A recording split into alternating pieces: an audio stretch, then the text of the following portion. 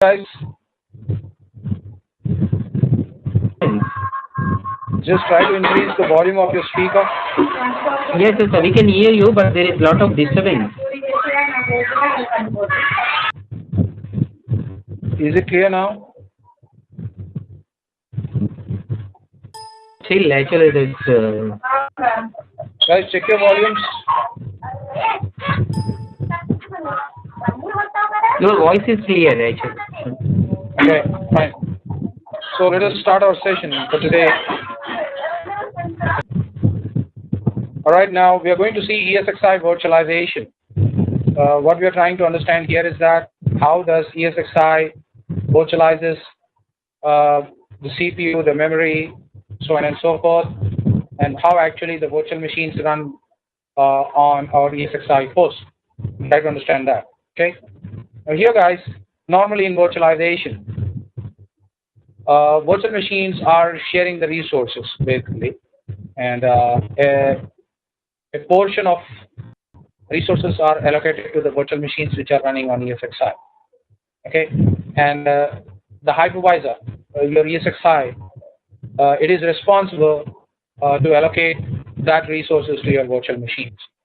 So here the hypervisor schedules the virtual machines, it allocates the memory to your virtual machines, it also schedules the virtual machines to run on various CPUs which are available on your server, so on and so forth. And here, every virtual machine is sharing the resources, whether the resource can be CPU, it can be memory, it can also be a network, as well as disk. So every physical resource is being shared by multiple virtual machines which are running on your ESXi host, and every virtual machine is allocated a portion of physical resources, and it is the responsibility of the hypervisor to allocate those resources to the virtual machines. Okay. However, you as an administrator, you can allocate specific resources to specific virtual machines as required. You can allocate more resources if your virtual machine is important and it requires more resources, and you can allocate less resources to a specific virtual machine if it is not that important. However, the default setting is that ESXi considers every virtual machine as equal. So all the virtual machines on ESXi host will receive equal shares of resources. So that is what is happening on your ESXi, and that is how the virtual machines are allocated the resources. Now let us try to understand how the CPU is being virtualized and how your virtual machines are running on your host, and how hypervisor schedules the virtual machines to run on various CPUs. I would like to take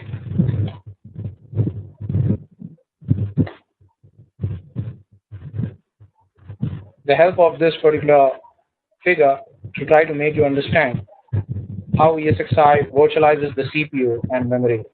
Guys, prior to VMware came into existence, there were many organizations tried to implement virtualization on our servers. Okay, and they tried to implement virtualization using different techniques or different methodologies. One of that particular technique used to be called as emulation or simulation.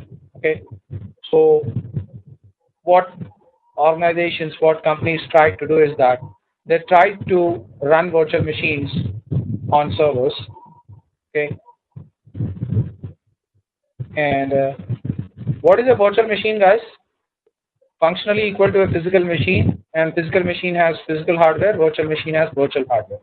So prior to VMware, companies tried to run virtual machines, okay, and tried to run operating systems on top of virtual machines.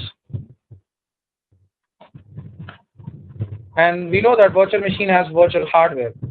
So here, this virtual hardware was developed using emulation technology. Let me talk about CPU here. Okay. So what companies has done is that they have developed a virtual CPU. That means an emulated CPU or simulated CPU. Now, what is simulation is that we can create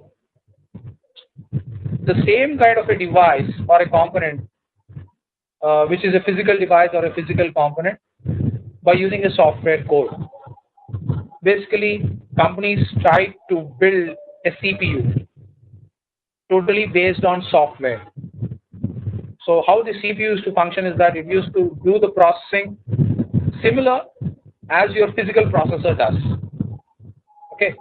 So when they created virtual machines, the virtual machines used to have virtual hardware, and every component on this virtual machine was emulated. Specifically, CPU was also emulated, and operating system used to run on these virtual machines. And we know that operating system issues commands to your CPUs, and these commands used to get processed in this software-based CPU.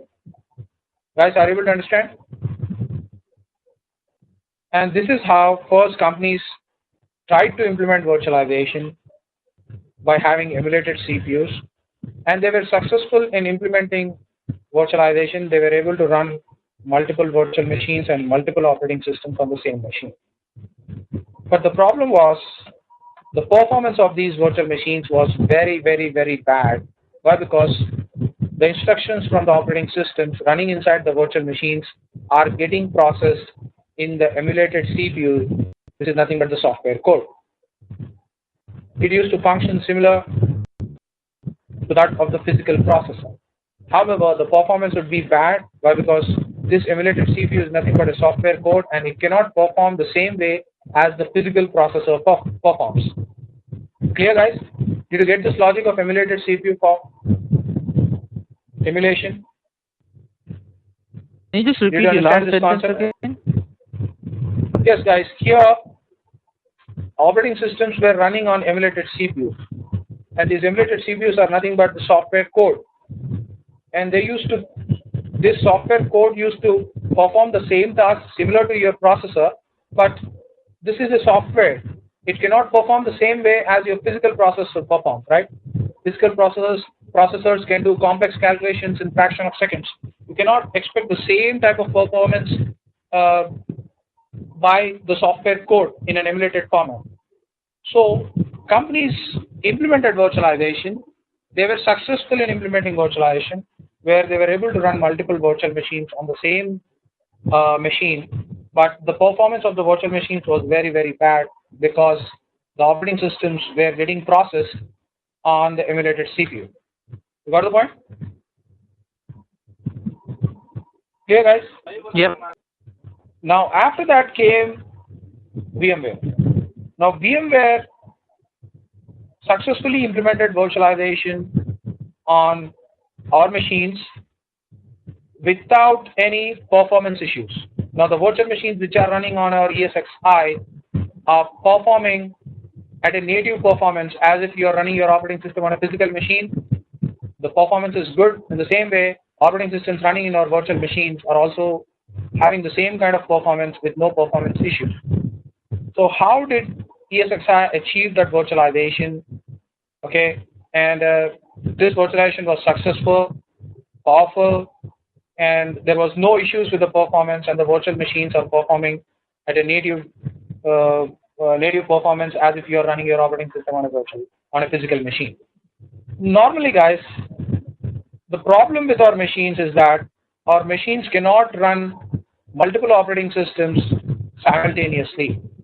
The issue is that when you install an operating system on a machine, that operating system owns the entire hardware. This is the hardware. On top of it, you install your operating system. Let us say whatever the operating system it may be. Okay. Now this OS is owning the entire hardware, and operating systems always issues privileged commands. Okay. So only one operating system will have a right on the hardware. Okay, it is owning. It is the king, and king will always issue privileged commands, and those privileged commands has to be, obeyed or accepted by the hardware which is beneath it. So because of this problem, I cannot have another operating system running on it. Why? Because operating system owns the entire hardware. I cannot have another operating system. There cannot be two kings. Okay. Now, what is happening in ESXi is that in ESXi there is no concept of emulation. You install ESXi on top of it. Okay, there is no concept of emulation here. ESXi. Then you create virtual machines on top of it.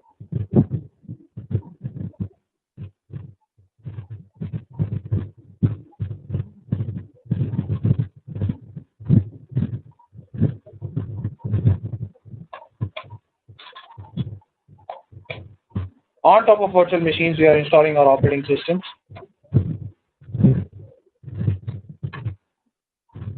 Okay, guys, keep this in mind. Operating system always issues privileged commands, and they think that they are the owners. They are the most privileged uh, guys, and they always issues, I would say, privileged commands, and they think that they own the hardware. Okay.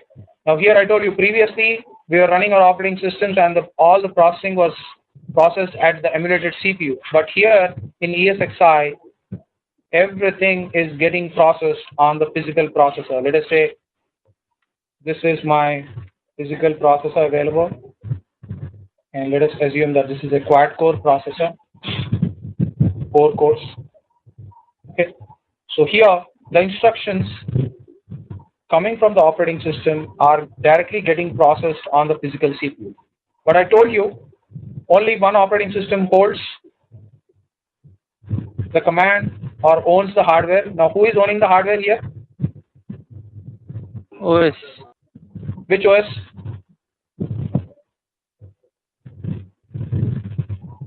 Which OS is owning the hardware here? ESXi, right? Why? Because ESXi is installed on the hardware directly. Clear? Are you able to understand, guys? Which operating system is installed on the hardware right now? Here. ESXi. ESXi. So ESXi is owning the hardware. Only ESXi has to issue privilege commands. Am I right? Yeah. Yeah. Now I told you operating systems always assume that they are the owners of the hardware, and they always issue privilege commands. Now, if you create a virtual machine and you are running an operating system on top of the virtual machine, this operating system assumes that it is the owner of the hardware, and it always issues privilege commands, and these privilege commands are getting directly processed on the processor. Now, when the privilege command is coming from other entity apart from ESXi, it is coming from the other operating system running on top of your virtual machine, then it is, who is owning it? ESXi. Only ESXi should issue privilege commands. Now this privilege command is coming from some other operating system. So what will happen is that this particular process gets killed. Why? Because it is not coming from ESXi, and ultimately virtual machine will also get killed. Okay. Now what ESXi has done is that ESXi is the owner. Only ESXi has to issue privilege commands. Now you create virtual machines on ESXi. You are running operating systems, and operating systems are issuing the commands. I told you here there is no emulation concept. Each and every process is getting processed on your physical CPU. When the command is issued by the operating system running inside the virtual machine, it is coming here. But here in between you have your ESXi. Now what ESXi does is that it traps those privileged commands coming from the virtual machine's operating system. First ESXi traps those commands. Then it will use a technology or a technique called binary translation. What it does? It uses a technique called binary translation. It will trap those commands, those privileged commands coming from the operating systems, and then it does that translation and sends those commands to the physical processor. Okay. Now, when this privileged commands coming from the different operating systems reach ESXi, ESXi traps those commands and then sends those commands to get processed on your physical processors. Now, when these privileged commands are reaching your physical CPU, they are coming from ESXi, and your hardware knows that, okay, as it is coming from ESXi, it is a privileged command, it will process that, and again it will send it back to ESXi, and again ESXi back is going to send it back to the respective operating systems. So this technique of trapping those commands and sending it back to the hardware, and from there back to the respective operating systems running inside the virtual machine is called as binary translation. This is the technique what ESXi uses. Because of it, we are able to run multiple operating systems on multiple virtual machines. So Can this you is how can you our give virtual can you give machines an are. example? Sorry, can you give an example of a privilege command which an operating system can give to the See guys, hardware? just try to understand this. Okay, operating system thinks that it is the owner of the hardware and it issues the privilege commands. Okay, now let me take the example in this way. Now if you install your operating system called Windows or Linux on a physical machine, right? Okay, now who is the owner here? Windows or Linux, right? Are you getting Yeah. my point? Yeah. Now on top of your Windows and Linux, you install applications, right?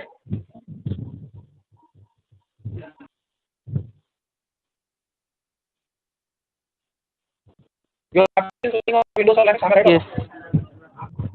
Now applications also issues the commands, but those commands are not privileged commands. Those are non-privileged commands. Okay. The commands coming from applications are non-privileged commands. Commands issued by the operating system are privileged commands. Okay. Now, when your virtual machines are running on top of your ESXi, ESXi is the owner. And here, virtual machines are similar to the applications.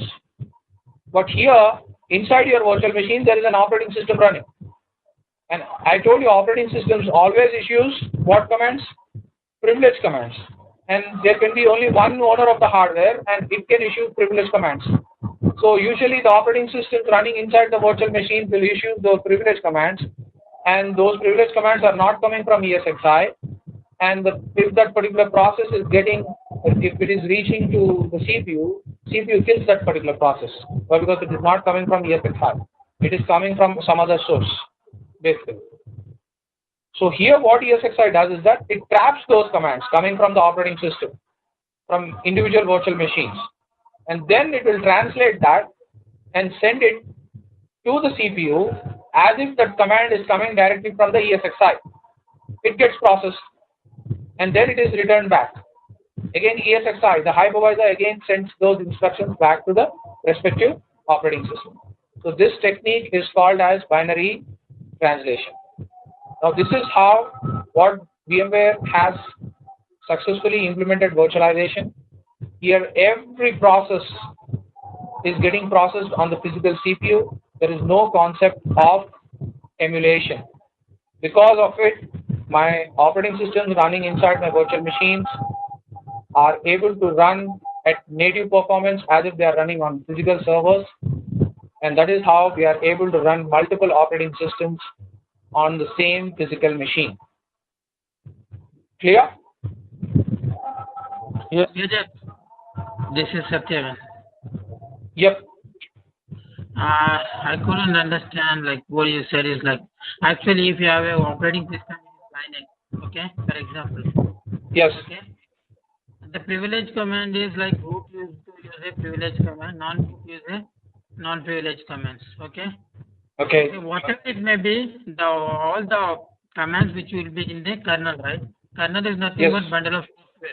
Yep. Whatever you type, if you type like who, date, whatever, if that command is in kernel, then only it gives you output. It Yep. converts to binary, it converts to machines, and it Yep. converts to again binary, it converts to human language. Yep. Yep. Okay?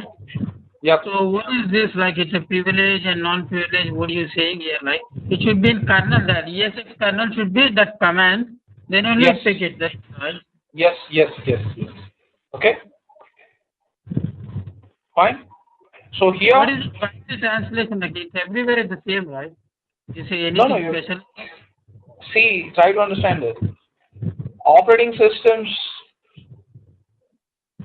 Okay, operating systems. There are multiple kernels. You cannot have multiple kernels sending the commands directly. Try to understand that. That is the reason why we are going with virtualization. Two kernels cannot coexist. Two kernels cannot own the hardware. Only one kernel can hold the hardware here.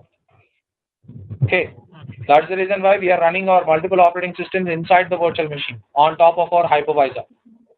Did you get the logic? No. If my machines could accept multiple privilege commands and multiple owners of the hardware, then there was no requirement of this hypervisor. We could have run multiple operating systems on the machine. We could have installed multiple operating systems, and multiple operating systems would have been booted simultaneously. The But this is hypervisor is responsible to manage the hardware, right? now here hypervisor is responsible. Yeah, everywhere in virtualization, hypervisor is the only responsible for virtualization. Yes, if there is no hypervisor, can you run multiple operating systems on a virtual machine? No, it's not possible. That's what I'm saying. Like, what is the use of like you're saying like mapping to ESX and ESX to CPU? Is that the thing? Your voice is breaking, something. The thing is, you're saying like the privilege commands to goes to ESX and ESX to CPU, and something you're saying like that, right? Yes. I couldn't get that exact. Uh-huh. I couldn't get you exactly what do you mean to say like.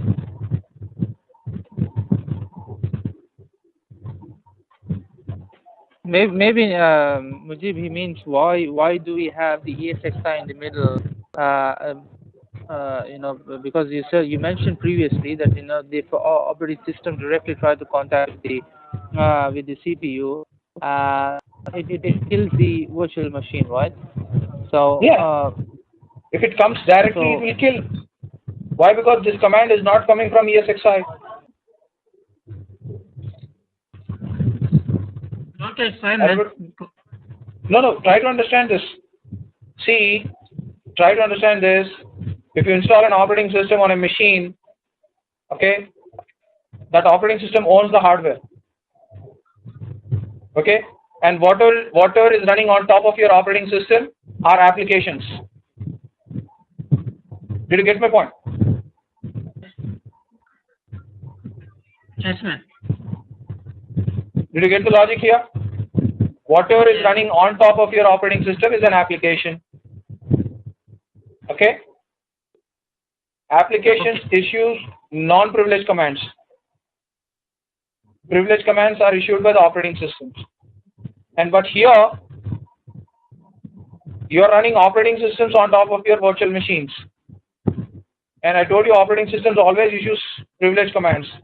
If these privileged commands are reaching the physical processor, they will get killed. Why? Because this command is not coming from ESXi. Why? Because ESXi is the owner. Okay. Then what has to be done? In order to run these operating systems simultaneously on the same machine, this has to be trapped by your ESXi. So ESXi traps the instructions which are coming from the operating system running inside the virtual machines. Then it will translate that and send those commands as if they are coming directly from ESXi. Then they will get processed. And then the output is being sent back to the respective operating system. So this technology of trapping and sending those commands to the processor is called as binary translation. Okay? Okay, man. Fine. Now this was the technique used by your ESXi. Okay? Now because of this technique, I am able to run multiple operating systems on the same machine, and multiple privileged instructions are being sent to the physical processor, and there is no concept of emulation here. Everything is running directly on the physical processors. Fine? We don't have an emulated CPU, because instructions coming from the operating systems from different virtual machines are actually getting processed on our processor itself. So my virtual machines are performing native as if they are running on our physical machine. Clear?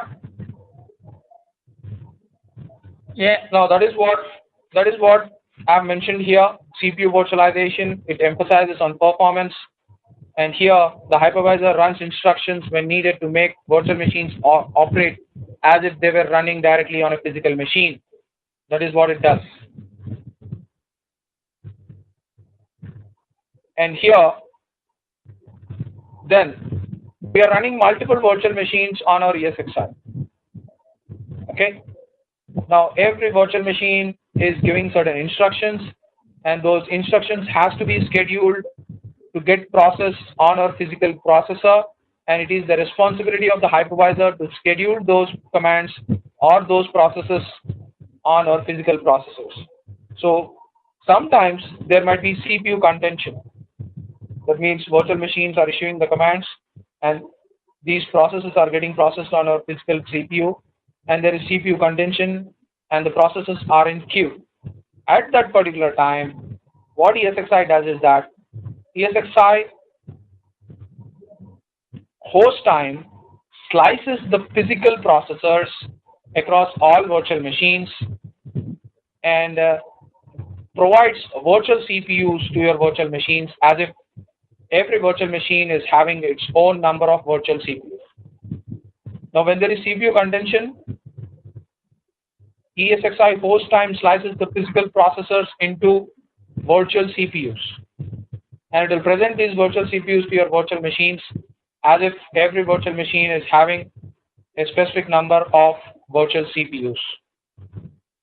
Now here, this slicing of the physical processors into virtual CPUs, ESXi can slice a single core into 25 virtual CPUs whenever required. It is the capacity of ESXi to slice a core into 25 virtual CPUs whenever it requires.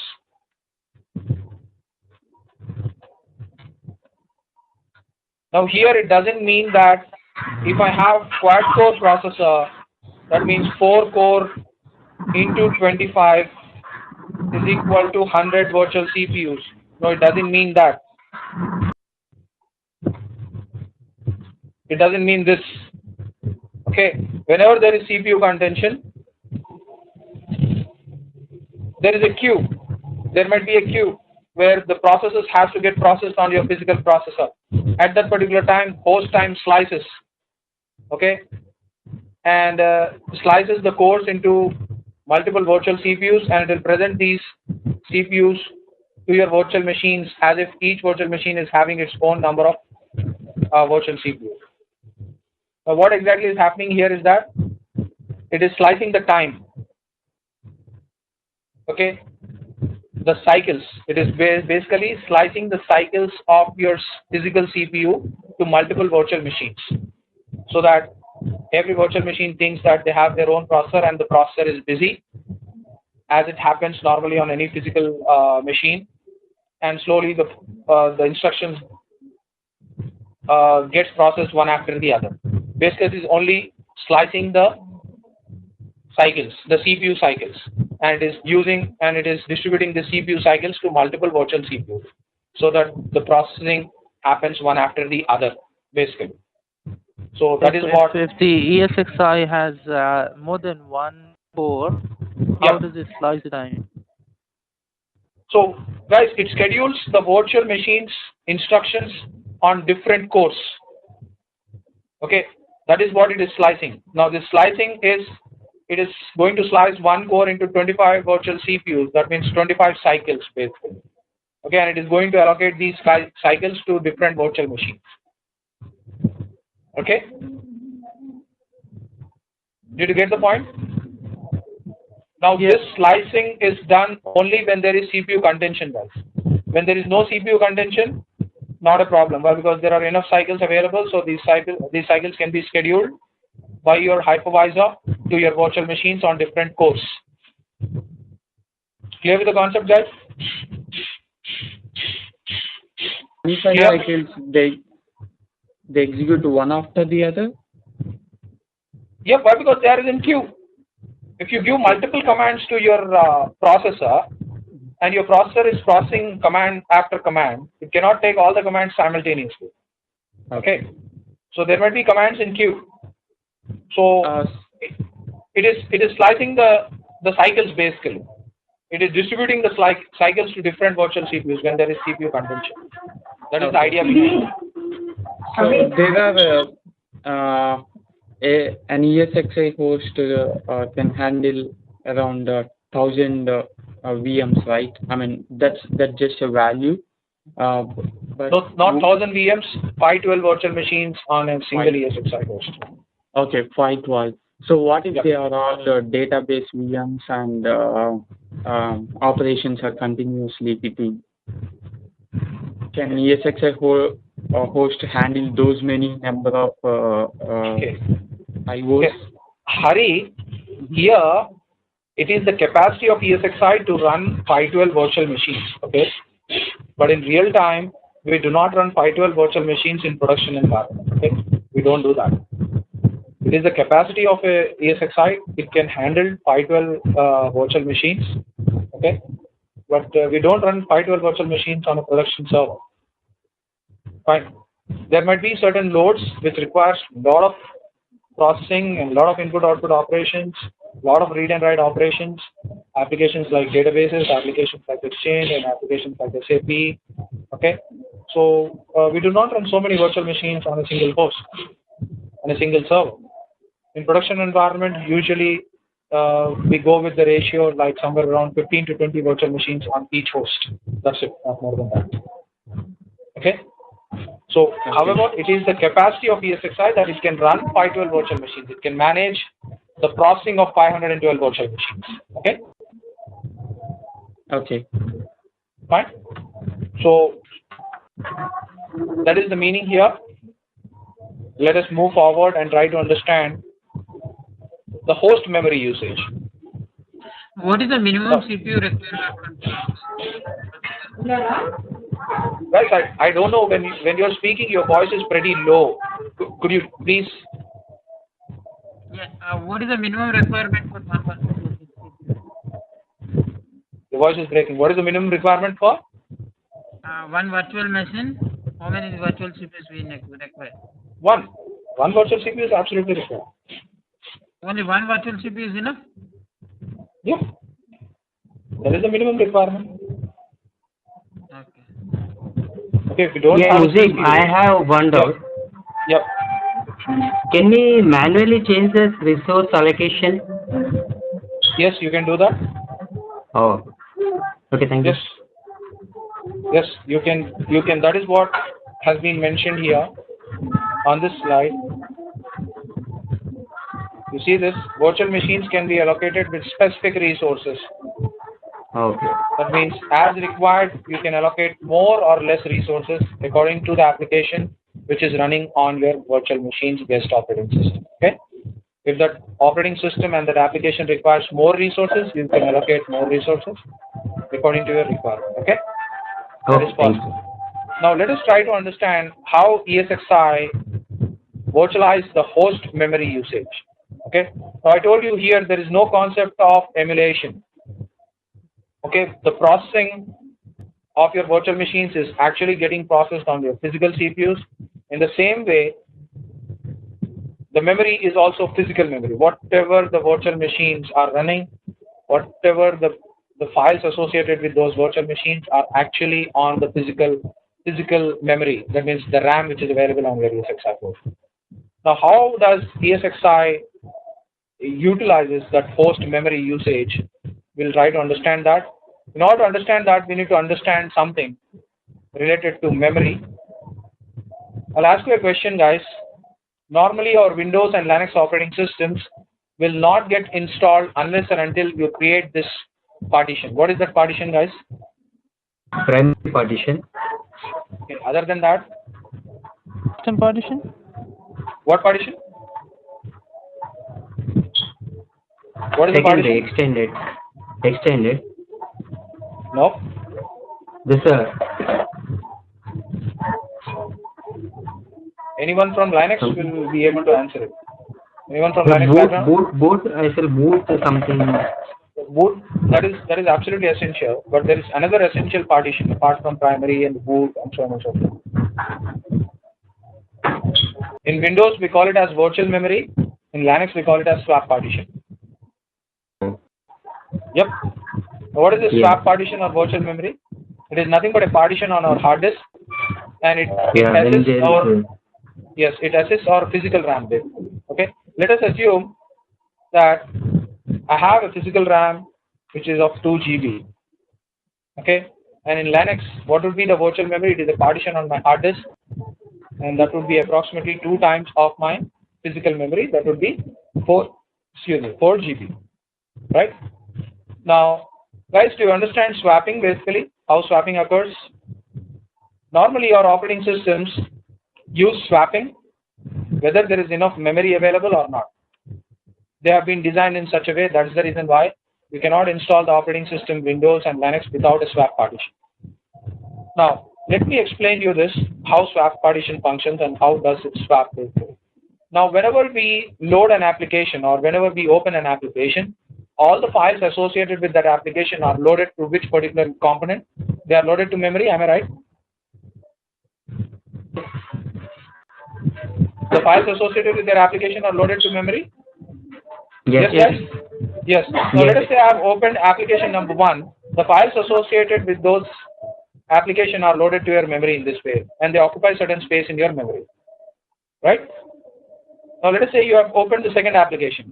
The files associating with those applications will occupy space in your memory. Let us assume you have opened the third application. They also occupy certain space. Let us say we have opened fourth application. They also occupy certain space in your memory.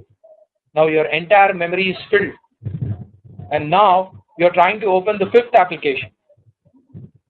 Now the files associated with the fifth application has to get loaded to your memory. Am I right? yes. Now there is no enough space available in my memory. Why? Because it is continuously filled. Now will that fifth application open? Yes or no?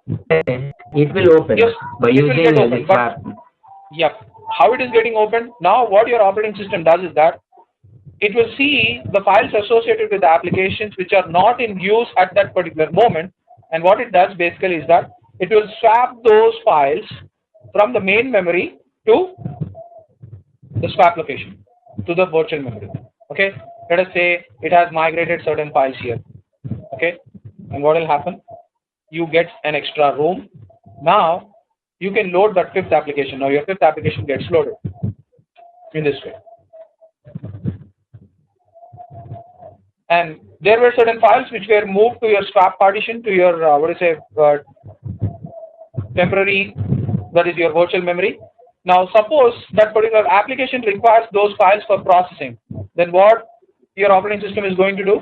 As this got swapped to this location, again they'll be swapped back to the main memory. In this way, they're brought back to the main memory again. So this process of swapping continuously occurs in your operating system. Fine. Now, how does your operating system identify that this is the file associated with so and so application, and whenever there is a requirement, it has to bring that file back to the main memory? How does it identify that particular file, that this is the file associated with so and so application? Guys, your operating system is moving certain files which are not in use to your virtual memory, to your swap. Whenever there is a requirement, it is bringing back to the main memory, right? Are you able to understand? Now, how does your operating system identify that this is the file associated with so-and-so application?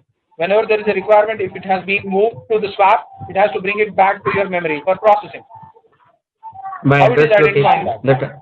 By location of address. Yes. Now, called virtual memory space addresses. Virtual memory space addresses.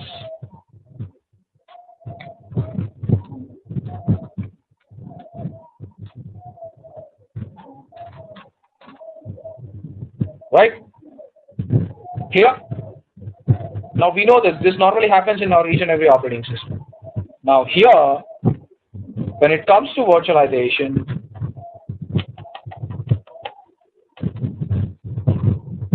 on top of your ESXi, you create virtual machines and you allocate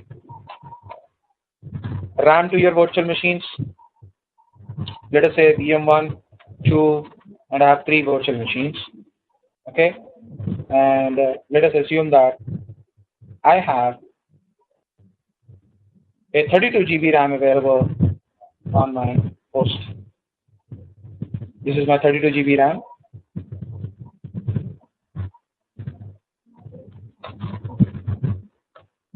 And here, let us say I've created virtual machine number 1 and I've allocated 2 GB RAM to it. How much RAM have I allocated? 2 GB. Now, whose responsibility is to allocate 2 GB RAM to this virtual machine? ESXi's responsibility. Now, what ESXi is going to do is that it is going to allocate a contiguous memory space of 2 GB from the actual memory to this virtual machine. Contiguous memory space. And all the files associated with these virtual machines are loaded to this contiguous memory space. Okay? And now, you created another virtual machine, vm2, let us assume. And you have allocated, let us say, 10 GB RAM to it. Now, what ESXi is going to do is that it is whenever this virtual machine is powered on, ESXi is going to allocate a 10 GB contiguous memory space to this virtual machine. So all the files associated with VM1 are loaded to this contiguous memory space of 2 GB. In the same way, all the files associated with VM2 are loaded to this contiguous memory space of 10 GB, and they are running here. And now how ESXi is identifying that these are the files associated with so-and-so virtual machine? By the memory space addresses similar to your operating system giving or assigning the virtual memory space addresses when it is swapping. In the same way, ESXi also issues those memory space addresses which has the similar properties of virtual memory space addresses assigned by your operating system while swapping. Now, because of these two things like memory space addresses and this contiguous memory space being allocated to each virtual machine, and the files associated with each virtual machines are in the contiguous memory spaces, the files associated with one virtual machines are not getting mixed with other. Why? Because they are running in their own boundary in the contiguous memory space. Because of it, I am able to run multiple virtual machines on the same physical memory. Did you get the logic, guys? Did you get the logic?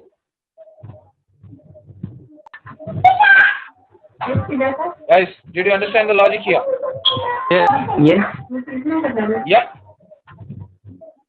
Contiguous memory space means there is no gap in that particular space. That entire 2 GB is allocated from a single portion. All the files continuously 2 GB space. Out of 32 GB, a portion of 2 GB is allocated, and all the files associated will get loaded into that specific area. Contiguous. Okay. Fine. It is not like random. Certain files are here, certain files are here, certain files are here. No. It is a contiguous memory space allocated. So all the files associated with VM1 are loaded to that contiguous area.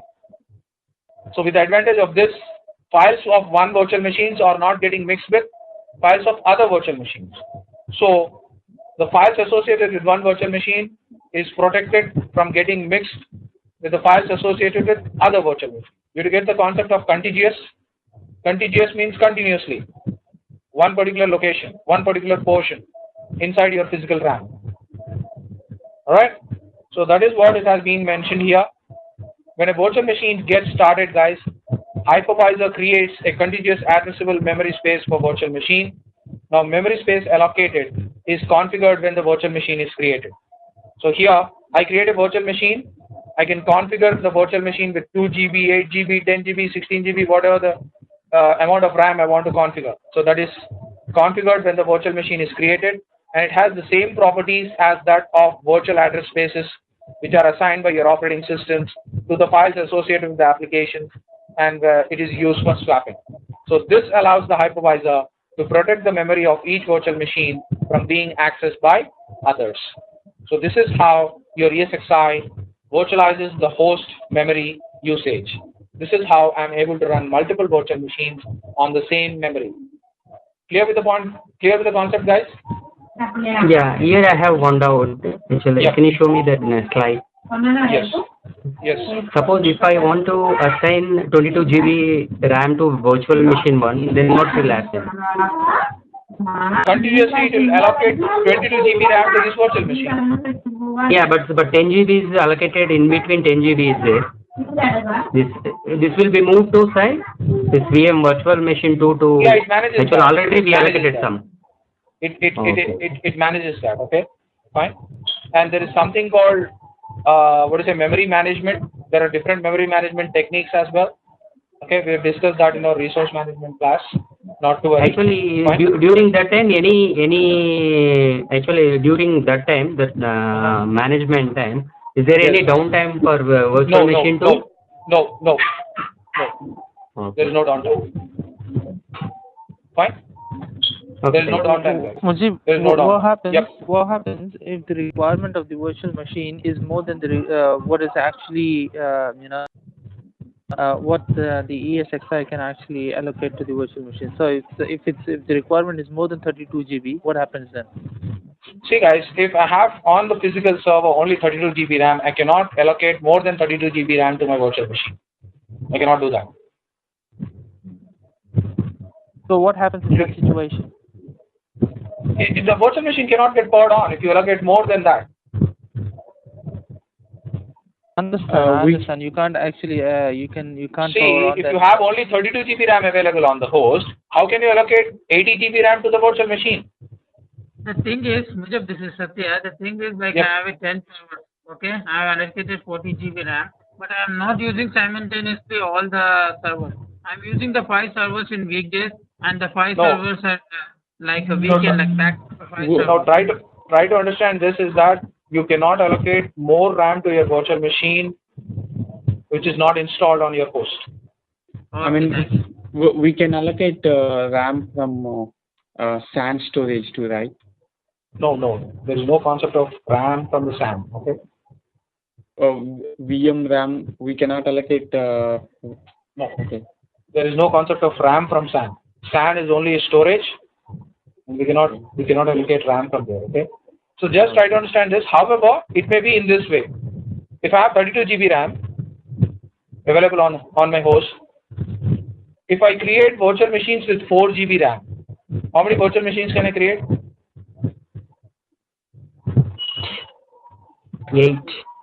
8. 4 8 is 32. Right? However, I'll be able to create and run more than 8, maybe 10, 12, or 15 with 4 GB each. How come? That is what memory management comes with. Okay? That is how ESXi manages that particular memory. Clear? But you cannot allocate more than what is installed on your machines. Okay. What is the minimum memory required for a VM? Like from It depends on the operating system what you are installing on it. Okay. So if so we have a maximum memory 32 GB for a host. No, my host will support up to 2 terabyte. We are going to see that in a moment. What are the maximums and the minimums? Okay. Okay. Not to worry. Yeah. Fine. You understood this concept? Let us move forward. Now, previously we discussed the file systems, the features of VMFS, right? The clustered file system and the distributed blocking. There are other, features of VMFS which are very important. Okay, like VMFS has the distributed journaling of its file system. Okay, and which keeps a track of the metadata changes, and this allows faster recovery in the event of hardware failure.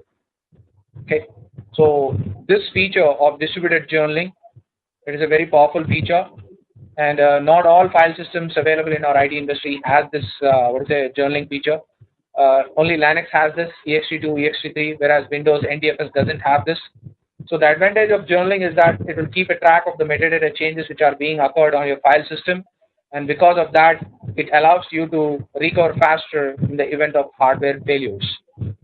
Now, this feature, distributed journaling feature, helps in restarting your virtual machines in HA. In HA, there is a concept of clustering, HA, high availability. In HA, what happens is that if your host fails, suddenly virtual machines will also fail.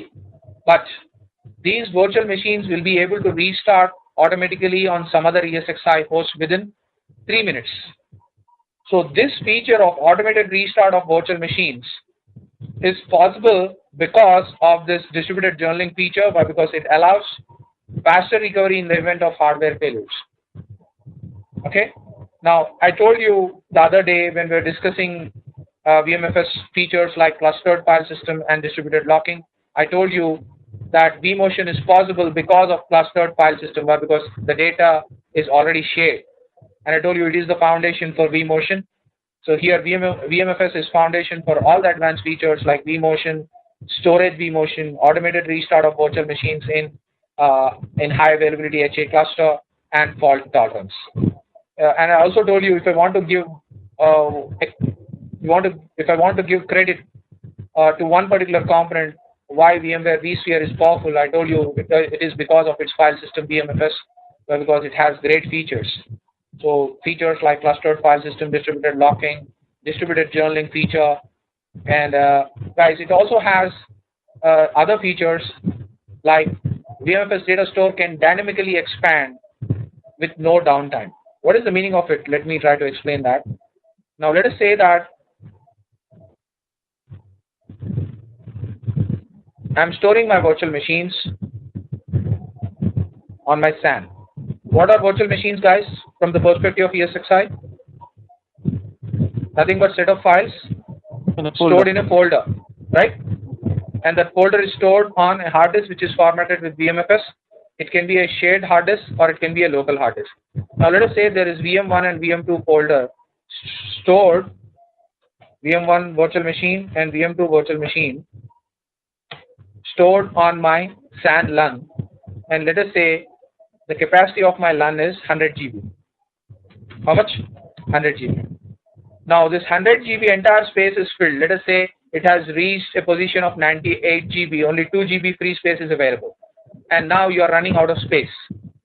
Now what you can do is that you can request the storage administrator to increase the size of this LUN from 100 GB to 200 GB. So what the storage administrator is going to do is that on the SAN is going to increase the size of this LUN from 100 GB to 200 GB. Clear? Now VMFS has this feature of dynamically expanding its volume. Now you as a VMware administrator, you can dynamically expand this 100 GB volume to 200 GB without there any requirement for you to power off these virtual machines. Your virtual machines can keep on run, and still you can increase this volume from 100 GB to 200 GB without any downtime for your virtual machine. So ESXi's VMFS file system will dynamically expand with no downtime. No downtime is required, guys. You can dynamically expand the VMFS data store. You can expand its size. You can expand the volume from 100 to 200, 200 to 500, or whatever the capacity you can go up to. Do you get the logic, guys? What's distributed locking here? Distributed? Distributed locking.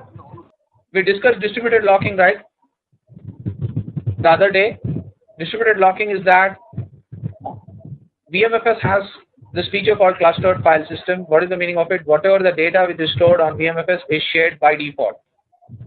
When the data is shared by multiple components, there is a problem of security, right?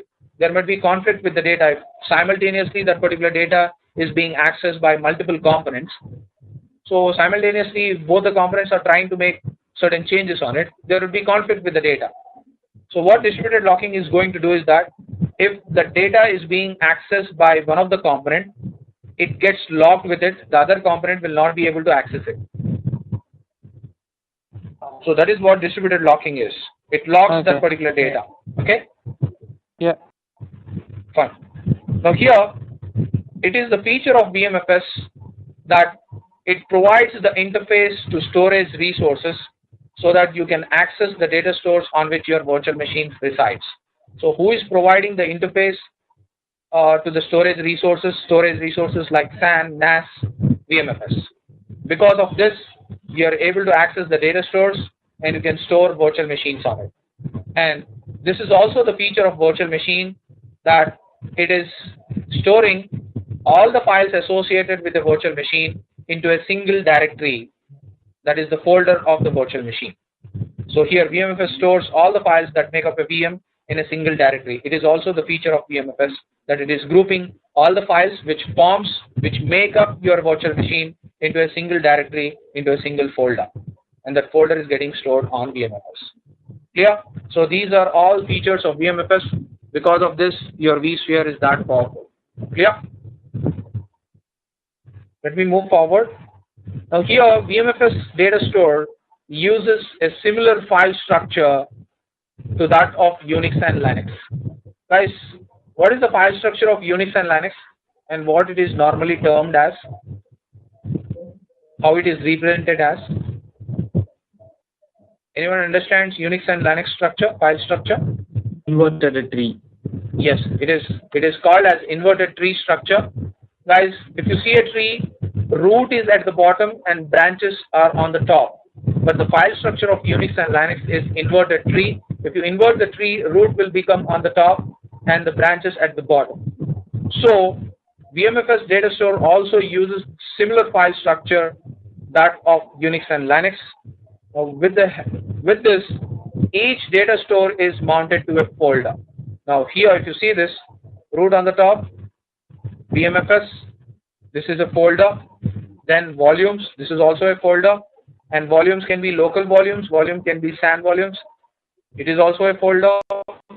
SAN is also a folder. Again, if you see, virtual machine is also a folder. Here, everything is mounted to a folder, and it uses similar file structure that of Unix and Linux in order to store data.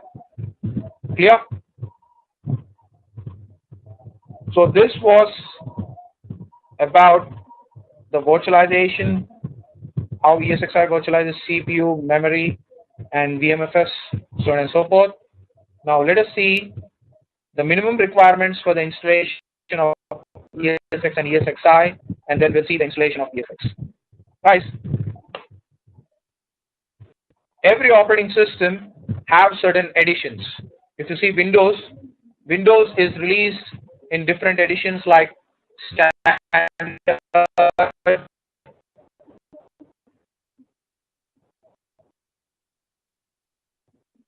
enterprise, and data.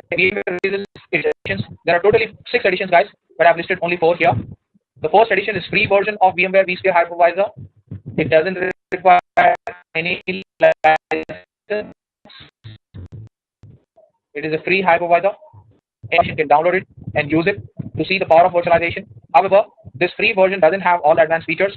It is only the basic level of hypervisor where you can create virtual machines and you can run operating systems on top of your virtual machines, and you need to manage this ESXi host as a standalone host. Okay, it doesn't have advanced features. You cannot do vMotion, you cannot do storage vMotion, you cannot have clustering, so on and so forth. The other versions, here hypervisor means one ESXi? Yes, hypervisor is nothing but ESXi. Okay, so when we mention hypervisor, it associates to ESXi, one ESXi software. Okay. Yeah.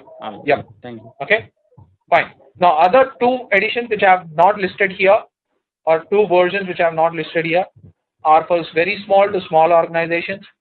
Those are called as Essential Plus and Essential. Essential and Essential Plus licensing.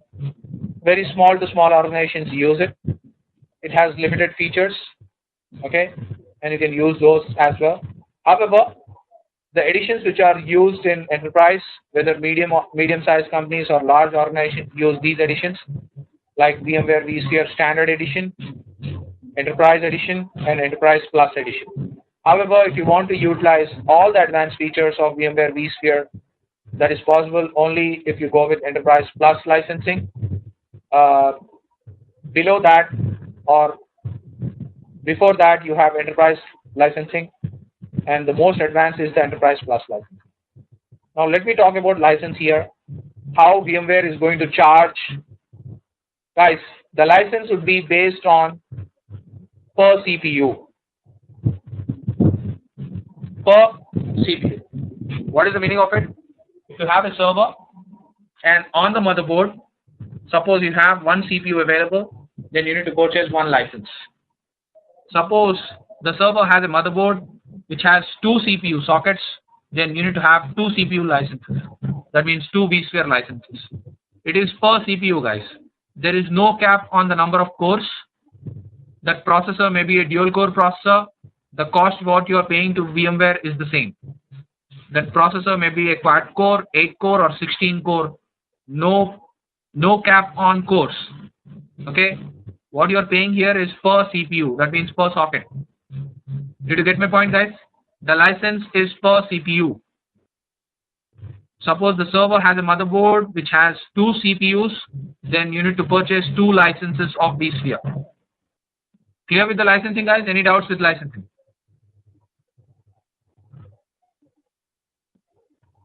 Any doubts with licensing? Guys, any doubts with licensing? One CPU can have how many cores? See, guys, in x86, the maximum cores which are available on our CPUs are 16 cores. You can get a 16-core processor. Okay. Fine. There is no cap on cores. It is per CPU. You can go with a quad-core processor or a 16-core processor. The amount what you are going to pay to VMware is the same. All right. So when you per actually assign CPUs to the virtual CPUs to the virtual machines, you assign as per cores, right? You assign? You assign as per number of cores. The requirement of virtual machines with the virtual CPUs, it as per cores, like 2 cores or 3 cores of Yes. to one virtual machine. Yes. As you have this socket core technology available on physical CPUs, the same thing is available on virtual CPUs as well. Okay? Fine? Yeah. It is similar. Alright? Fine. Let me move forward. Yes, guys, any doubts with licensing? Can I move forward? Alright. Now, guys, ESXi, this hypervisor, okay, it has a very small footprint. The actual code, the VM kernel code, which is running on your servers is actually only 32 MB. It is such a small code, guys. The actual code is only 32 MB, guys. The VM kernel's code is only 32 MB. The entire magic which is getting created is because of that small 32 MB code. Now, how secure is that 32 MB code? How secure is your ESXi? Now, ESXi is a very highly secure hypervisor, and its security is very, very high. And how VMware has made sure that that particular code is intact and it is highly secure. They have used 3 different techniques in order to make sure their VM kernel is secure while it is running. The first technique is called as memory hardening. The second one is called as kernel module security. And the third one is trusted platform module. Now, let me explain what is memory hardening. Guys, when you boot your operating system, all the files associated with operating systems are loaded to your memory. Am I right? Now, in the same way, when ESXi is booted, the code associated with your VM kernel, that means the operating system, is getting loaded to your memory. Now, here, what memory hardening does is that it jumbles the files of your ESXi randomly from one location to another location in your memory. The files are jumbling. They're not continuously at a fixed location. They jumble from one location to another location. Because of this jumbling, it is very hard for you to track the files associated with ESXi inside your RAM.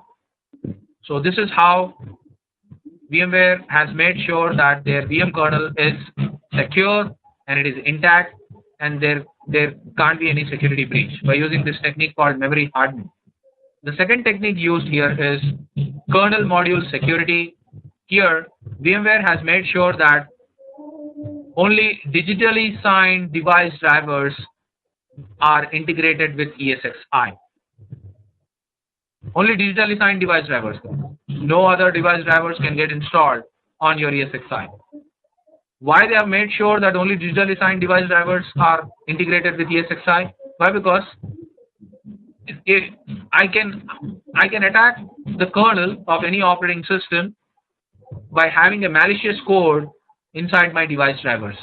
In that way, I can harm my kernel, my operating system.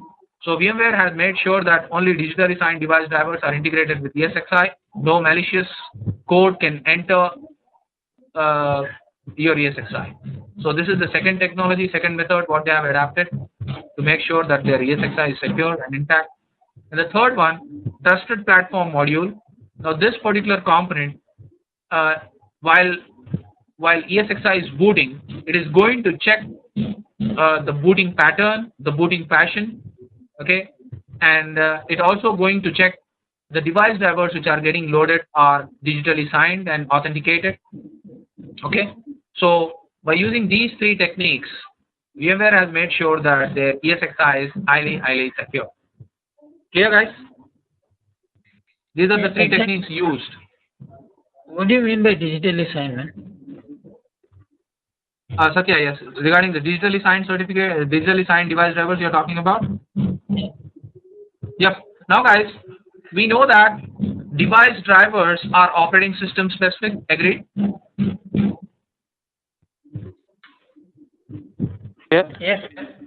Now, we cannot install device drivers of Windows on Linux and Linux on Windows, right? Yes.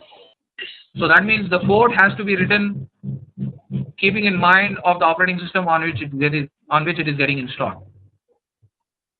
Okay, and the device drivers are usually provided by the manufacturer of the device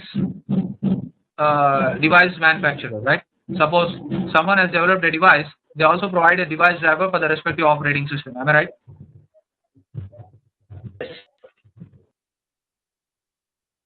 So now what VMware has done is that if someone wants, can you repeat your sentence again? see guys, device, hardware, any hardware device. Guys, your operating system cannot interact with the hardware unless and until it has the right set of device drivers on it. If you don't have the right set of device drivers, then your operating system will not be able to interact with the hardware. Okay. Yeah. Now the device drivers are operating system specific. You have to design the device drivers so that it can run on that specific operating system. Then only your operating system will be able to interact with the hardware. Now there are many hardwares available. Now what ESXi has done is that they have made sure that only digitally signed device drivers gets integrated. What is the meaning of it is that suppose I am a device driver manufacturer. Suppose I am a device manufacturer. Let us say that I am manufacturing an NSE card. Now I need to develop a device driver for separate operating systems. So I need to also develop a device driver so that ESXi can interact with that particular device. I need to write that code. I need to present this code to VMware. VMware is going to check that particular code, and it is going to check whether there is any malicious software in it which will harm my VM kernel or not. Once it is satisfied that this particular code doesn't have any such code which will harm my hardware, my VM kernel, then only it will allow and it will digitally sign it, and then only it gets integrated with ESXi, and that's how they have made sure that no malicious code can enter their ESXi. That is what is digitally signed. Okay, they will check the device driver's code, and if it is fine fits, then only they will approve it. If it is approved, then only ESXi will install that particular device driver. If not, it will not install. Clear? Yep. So let us move forward. Now, guys, where all can you install ESXi? ESXi can be installed on the local hard disk of your ESXi servers. ESXi can also be installed on SAN LUNs. You can also install ESXi on USB devices. You can also install ESXi on SD card, and you can also install ESXi directly into the flash memory, that means embedded on your physical server. Now, why ESXi is able to get installed directly into the memory, into your flash ROM, into your SD card, into your USB devices? You can also install your ESXi on SAN LUN. Because, guys, we know that operating systems like Windows and Linux require the swap partition for installation, but ESXi doesn't require a swap partition for installation. Guys, ESXi doesn't require a swap partition for installation. That's the reason why I'm able to install ESXi in different locations. Specifically, I can also install it on my flash memory, directly into the flash memory that is embedded. Okay, I can install it in these 5 different locations. All right. Now, let us see what are the minimum requirements for the installation of ESXi. Now, from vSphere 4 onwards, my hypervisor is a 64-bit hypervisor. That means it can get installed only on a 64-bit CPU.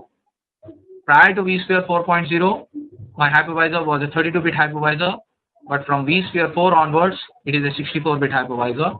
That means it can get installed only on a 64-bit processor. So what is the minimum requirement to install ESXi? You require a 64-bit processor, and with minimum 2 cores. You cannot install ESXi on a single core processor. It can get installed only on a dual core processor, that too 64-bit. Okay. Now there is something Intel Xeon, Nehalem, AMD Opteron, virtualization technology, VTX, and AMD. I'll discuss that once I discuss the points till this. Okay. Now what is the minimum RAM required here? Is 2 GB. If you will want to install ESXi, minimum RAM required is 2 GB. And the NAC card which is available, the minimum requirement is that you need to have 1 Gbps card. ESXi doesn't entertain 10 by 100 Mbps cards, guys. It entertains only 1 Gbps card. 10 Gbps, 10 gigabit preferred. Okay. And let us see what are the storage adapters which are supported by ESXi. Now ESXi supports different types of storage adapters like SCSI adapter, fiber channel adapter, CNA. CNA stands for Converged Network Adapters, iSCSI adapters, and internal RAID controllers. Now these are the storage adapters which are supported by ESXi. What are the disks which are supported by ESXi? ESXi doesn't support IDE disk. It only supports disks starting from SATA, supports SCSI, supports SAS. SAS stands for Serial Attached SCSI. It can also support FC LAN, fiber channel LAN, iSCSI LAN, and internal RAID LAN. So these are the minimum requirements and the storage adapters supported and the disk supported. Now let me discuss about this point: Intel Xeon or Nehalem, AMD Opteron, plus the virtualization technology VTX and AMD. Guys, Intel develops processors which are specifically designed to run on servers which are called as Intel Xeon processors or Opteron processors. Sorry, Intel Xeon or Nehalem, and AMD have designed or developed processors on servers called AMD Opteron processors. Now there is something called virtualization technology inbuilt into the CPU. Your physical CPUs also have virtualization technology inbuilt. Those type of technologies inbuilt in the CPU is called as hardware virtualization technology, and Intel calls that particular technology as VTX. AMD calls that particular virtualization technology available on their CPUs as AMD. However, guys, the minimum requirement to install ESXi, specifically CPU, is it requires only a 64-bit processor with 2 cores. What is the minimum requirement? It requires 64-bit processor, okay, with 2 cores. This is the minimum requirement. It doesn't require virtualization technology for installation. However, when you require virtualization technology on your CPU, I'll explain that. You create virtual machines, right, on top of your ESXi. Let us say you have created vm1, and this is vm2, and now we install operating systems on our virtual machines.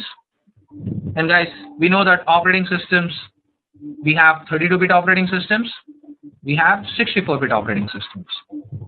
Suppose your server has a 64-bit processor with 2 cores. You can install ESXi without any issues. You can create virtual machines without any issues, and you can also run 32-bit operating system on top of your virtual machine. Suppose you want to run 64-bit OS on top of your operating system, then your CPU should also have virtualization technology, if it is Intel VTX, if it is AMD, you need to have AMD V. When you require virtualization technology on your CPU, if you want to run a 64-bit operating system on top of your virtual machine, then only you require this virtualization technology on your CPU. This is not a prerequisite. Virtualization technology on your CPU is not a prerequisite for the installation of ESXi. It is a prerequisite if you want to run a 64-bit operating system on top of your virtual machine. Am I clear with the point, guys? Any doubts with this? Any doubts with this? When do you require virtualization technology available on your CPU? Clear? Clear, guys?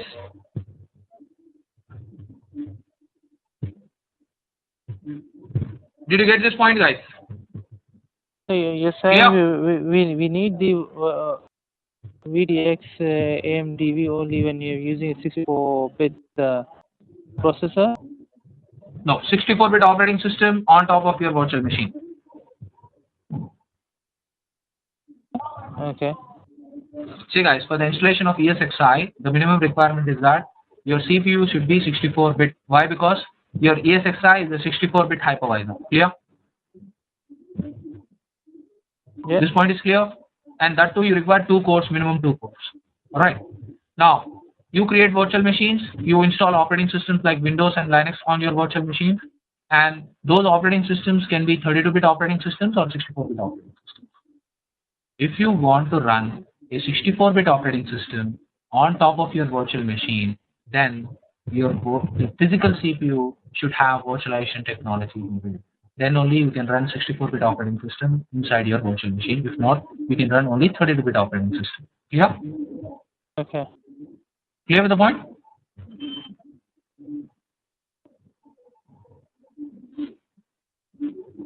Already that base processor is 64-bit processor, then why do we need this technology? What do you say?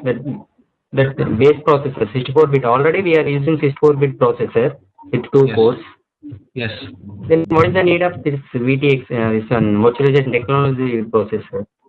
That is required if you want to run a 64-bit operating system. That is a prerequisite. If you don't have virtualization technology available on your physical processor, then 64-bit operating system cannot run on your virtual machine. Is It there is any required. particular reason for that?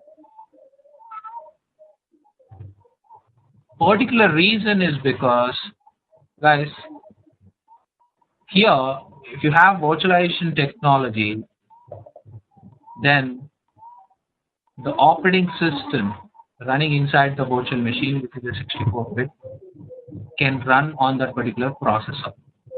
If not, it cannot run. Okay? That is a prerequisite.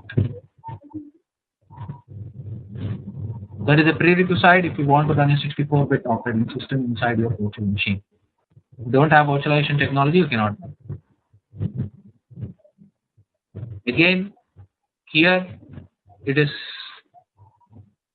similar to the operating system sending privileged instructions. In other words, if you have virtualization technology available on your CPU, then your CPU is aware about your operating system running inside the virtual machine. That is what CPU virtualization technology means. Did you get my point? Did you get the logic there? If you have virtualization technology aware on your CPU is aware that the operating system is running inside a virtual machine. It is aware. So it can take the instructions directly. Did you get the logic? This is an inbuilt technology on the physical processors. It was not available until 2005. From 2005 onwards, this technology is available on the CPUs. Prior to 2005, this technology was not available. First, it was developed by AMD in the year 2003, but it failed. And later on, AMD as well as Intel came up with these technologies on their respective CPUs. Inbuilt, the CPU itself, the CPU is aware of virtual machines. Okay, and this is a prerequisite if you want to run a 64-bit operating system on top of your virtual machine. Okay? Clear, guys? Yeah. Yep. Now here, guys, this is the maximum hardware support. Guys, your ESXi will support up to 160 logical CPUs. That means 160 cores or hyperthreads. This is the maximum support. Minimum is 2 cores. Maximum is 160 cores. Fine. Or logical CPUs. 512 virtual machines per host. This is the maximum virtual machines which can run on your host. And the maximum RAM what ESXi supports is 2 terabyte. If your server has 2 terabyte capacity, then your ESXi will support up to 2 terabyte. Clear with the concept? Can now, I ask you a simple question, maybe a yes. very basic question, but can a ESXi run on a virtual machine? Yes, why not? Okay. It can But run on a virtual machine. obviously, it needs to meet these requirements, is it? Absolutely. Okay. Yep. Yep. It can run on a virtual machine, not an issue. It can run. Okay, fine. So Now, in guys. 5.5, ESXi supports up to 60 terabytes RAM. Right? Yep. 5.5. Yeah. Yes. Okay. Now here, guys, you need to understand one thing, that ESXi normally doesn't get installed on any hardware. You cannot install it on any machine. Okay. You cannot install it on normal desktop or a laptop, just like that. Why it doesn't get installed on any hardware is because of device drivers incompatibility. If you don't have the right device drivers, your operating system will not be able to interact with the hardware. If it is unable to interact with the hardware, it will not get installed. So prior to making a purchase for your infrastructure, VMware suggests to check the hardware compatibility list, which is available on the VMware website, and VMware calls it as hardware compatibility guide for the supported server models, for the supported CPUs, for the supported motherboards, for the supported controllers, for the supported storage, etc. So prior to placing an order, for maybe you're working in an organization and there you have to implement virtualization for the first time, and maybe your management will ask you to place the order or pick up the right hardware for ESXi. So first go and check the HCG hardware compatibility guide on the VMware website, and then choose the right hardware so that ESXi can get installed smoothly without any issues. ESXi normally doesn't get installed on any hardware. It gets installed on specific hardware for which device drivers are supported. That's the reason why go and check the hardware compatibility guide on the VMware website. Am I clear with the point? Clear, guys? Now let us see how I can install ESXi, guys. ESXi can be installed by just burning the ISO image to your CD or DVD drive, or you can also use a bootable USB flash drive, and they can boot the system. Okay, and we know that ESXi can be installed on SAN LUNs as well, and there might be multiple LUNs exposed to your ESXi during installation, but you need to make sure that you select a LUN on which there is no VMFS partition available. That means that particular LUN should. Can you Yep. explain the concept of LUN, or are you going to cover it later? If we are going to cover it later. LUN is nothing but a logical unit available on SAN. You can consider it as a logical hard disk. Clear? Try to understand this. It is nothing but a logical hard disk. Clear? Okay. Okay. We call it as LUN, logical unit number. It is a logical unit which is available on SAN, and you can consider it as a logical hard disk. Fine. So you can also install ESXi on a logical hard disk which is available on SAN, and there might be multiple logical hard disks which are exposed to your system. And while choosing the hard disk, that logical hard disk or that logical unit, you need to select that disk which is not formatted with VMFS. Okay, and guys, vSphere 5.1 uses GPT rather than master boot record like MBR, DOS-based MBR. vSphere 5.1 uses GPT. GPT stands for GUID Partition Table, GUID, Globally Unique Identifier Partition Table, to format. Now, this, if you use GPT, then it will support the installations on disk greater than 2 terabyte, and you can use those disks up to 64 terabyte. Whereas if an operating system uses DOS-based master boot record, then you cannot install your operating system on a disk which is greater than 2 terabyte. What is the advantage of GPT is that you can install your operating systems on a disk which is greater than 2 terabyte. Okay. So here vSphere 5.1 uses GPT, doesn't uses what is it, DOS-based master boot record. Fine. Now, I told you guys ESXi normally doesn't require a swap partition for installation. Okay, it doesn't require a swap partition for installation. However, this is a typical behavior of ESXi. If you go back to this slide, guys, ESXi can be installed on these different locations, right? It can be installed on hard disk, SAN LAN, USB drive, SD card, and it can also be embedded directly onto your flash memory. However, if you install ESXi on a hard disk, that means on the local hard disk, then ESXi creates a 4 GB scratch partition. Let me explain you. Suppose your server has a hard disk of 500 GB, okay, and you are trying to install ESXi on that 500 GB hard disk. Then what ESXi is going to do is that it is going to create a 4 GB scratch partition first. Out of 500 GB, 4 GB is gone to the scratch partition. What is the remaining space? 496 GB. 496 GB is formatted with VMFS. Now this 4 GB scratch partition is created only if you install ESXi on a local hard disk. If you install it on SAN LAN or embedded, this 4 GB scratch partition is not created. It is only created if you install it on the local hard disk. Okay, and if your hard disk is of 1 terabyte, also first 4 GB goes to your scratch partition, and the remaining is given to your VMFS. Okay, so this is the typical behavior of ESXi if you install it on the local hard disk. Now, why this scratch partition is used? Now, this scratch partition is used to store temporary information like logs, certain diagnostic information, and system swap. I told you ESXi normally doesn't require a swap partition. Normally it doesn't swap, but it swaps in extreme conditions. When it reaches that extreme conditions, then it is going to utilize this 4 GB scratch partition as system swap space.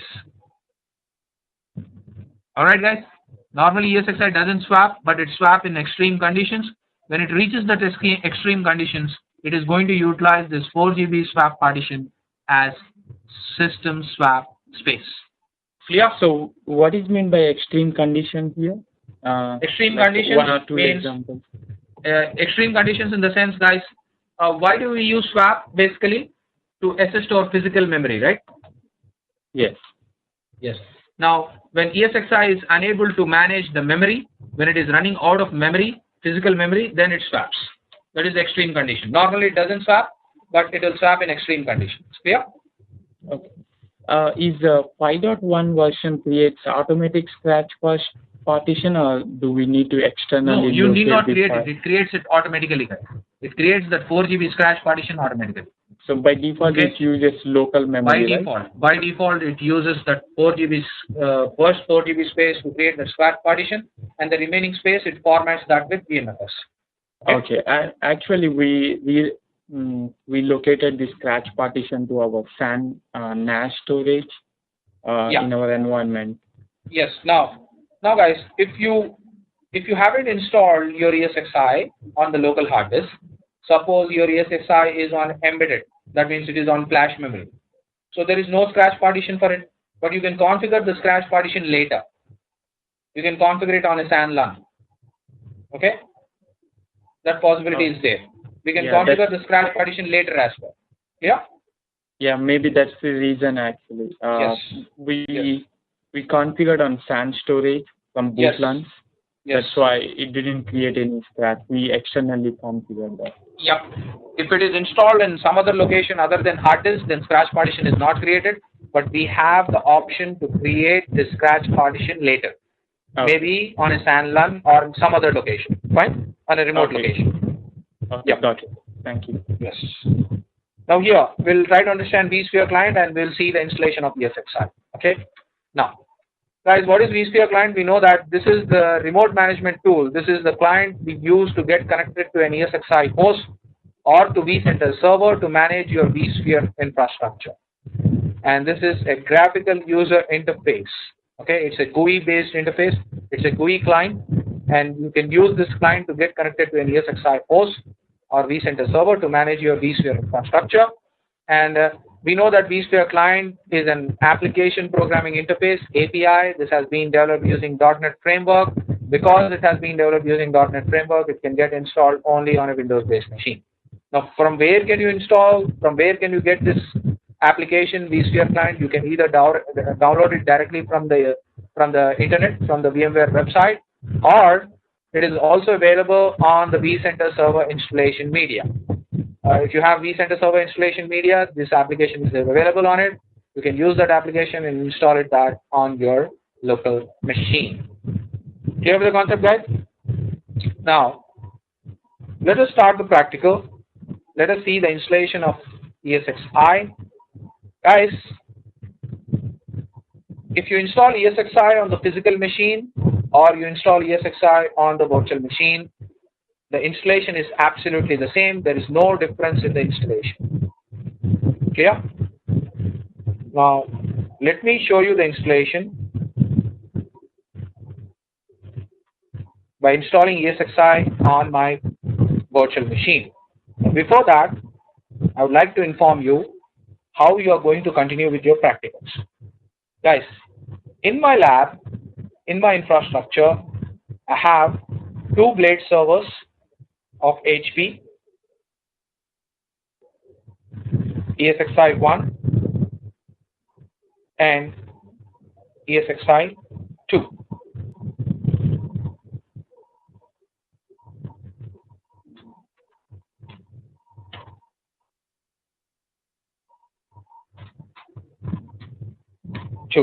Okay, and these are 2 physical blade servers available in my infrastructure, and ESXi is already installed on it, and I have assigned the IP to the first ESXi as 10.0.1.20, and the second ESXi has the IP 10.0.1.30. Okay, now at least once you want to install an ESXi, right? So what you have to do is that you have to use vSphere client.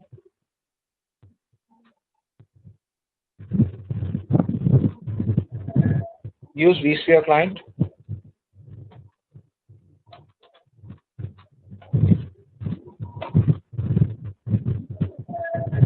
Get connected to one of the ESXi hosts, which is 10.0.1.20 or 10.0.1.30. Then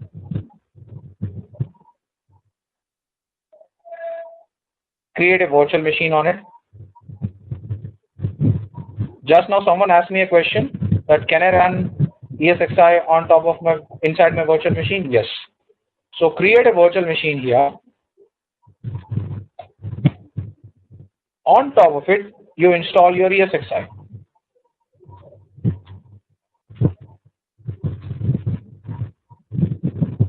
Okay, this would be your virtual ESXi 1.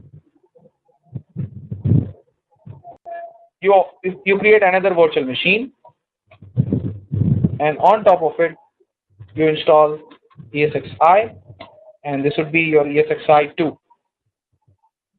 All you guys are going to create 2 virtual machines, and you are going to install ESXi on top of it, and that would be your virtual ESXis. So everyone is going to have their own virtual ESXis. Clear? These are my physical ESXis. These are my blade servers, HP blade servers, which are having the IP 10.0.1.20. The other one is having the IP 10.0.1.30. Using vSphere client, you can get connected to 1.20 or 1.30, create virtual machines on it, install ESXi on top of it. You have your own virtual ESXi 1 and virtual ESXi 2. Clear? In this way, you can create your own virtual infrastructure and you can have your practice. you have your own virtual infrastructure, and you can practice. So everyone is going to have their two virtual ESXis. Can we give a name to that one, that host? Can we give our own name like that? Yes, I'm coming there. Now, when you're giving a name to your virtual machine, you can give the name. Guys, kindly follow this naming convention. Why? Because many of my students use these servers to create their virtual machines and practice. Okay? As you are students of online, I suggest you to follow this naming convention when you create a virtual machine. Name your virtual machine in this way. Online, give a hyphen. Your first virtual machine, you are going to install your ESXi1 on it. So name it as ESXi1 hyphen followed by your name. For example, this is a virtual machine of Hari. So name your virtual machine in this way. Online hyphen ESXi1 hyphen Hari. The second virtual machine will have the name online hyphen ESXi2 hyphen Hari. So that we identify that you are an online student and this is your ESXi1, this is your ESXi2. Now every one of you have to create these two virtual ESXis. Okay? Clear? Clear, guys? And how to get connected to our lab from your locations? Guys, you have to use MSTSC. You know MSTSC, right? Remote desktop connection. And while doing that MSTSC, you have to use this name. Make a note of it.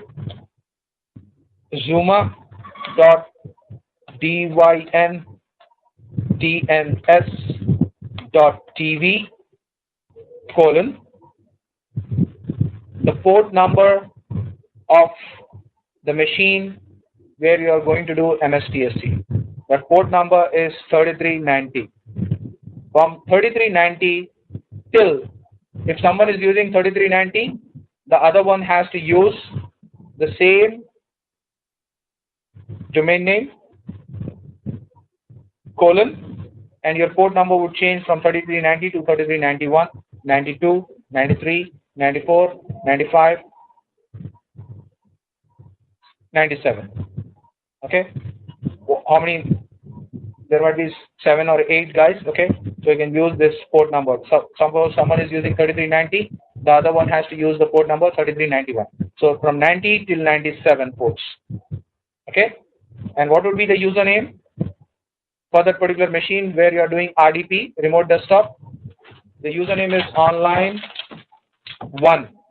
for the first machine, which is having the port number 3390. The machine which is having the port number 3391 will have the username online2, online3, online4, online5, online6, online7, and online8 respectively. This is the username. What would be the password? The password would be uppercase S OOM 1 2 3 4. Make a note of these things, guys. When you start your practice, you can use these settings, and you can get connected remotely to my data center, and you can practice on my physical ESXi course. This is the name you have to use, and this should be your port number. If you're using 3390, the username would be online1. If you're using the port number 3391, the username would be online2, but the password is common for everyone. Okay? Now, when you land to this machine, it is an XP machine, Windows XP, and you have vSphere client available on this XP machine. Open that vSphere client, okay, and get connected to my physical ESXis by using the IPs 10.0.1.20 or 10.0.1.30. The username for ESXi by default is root, and the password is again uppercase S OOM 1 2 3 4. Clear? You are getting the logic, guys? How you need to get connected? First, from your laptops or desktops, open MSTSC in this way. Now enter this in this way: zuma.dyndns.tv:3390 and click on connect. And once you get connected, you'll get a login prompt where it will ask you to enter the username and password. Enter the username online one, the password as uppercase SOOM1234. Then you'll be landed to an XP machine. On that XP machine desktop, you find this screen, and you find this vSphere client icon. Launch this vSphere client icon, and then enter the IP 10.0.1.20. Enter the username root, enter the password uppercase SOOM1234, and you'll get connected to my ESXi host. Okay, then you have to create a virtual machine on it, then install ESXi on top of it. Alright, this is how you have to continue with your plan. Now let me show you how to install ESXi on top of your virtual machine. The installation, whether you do it on a physical machine or a virtual machine, is absolutely the same. There is no difference on it. Okay, let me show you.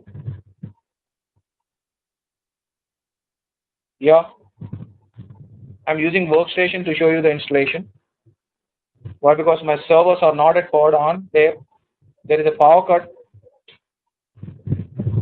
at my center from 5 to 6:30 basically. That is the reason why the servers are not powered on.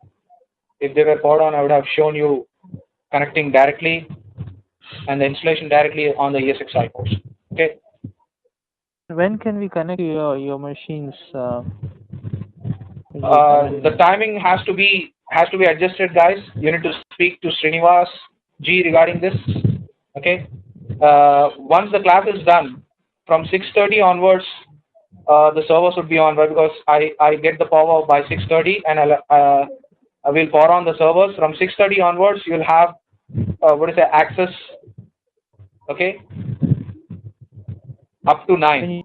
When we install the ESXi, where do we find the installation file? Yes, I'm going to show you that in a moment. Okay. Okay. Fine. I'm going to show you that. All right.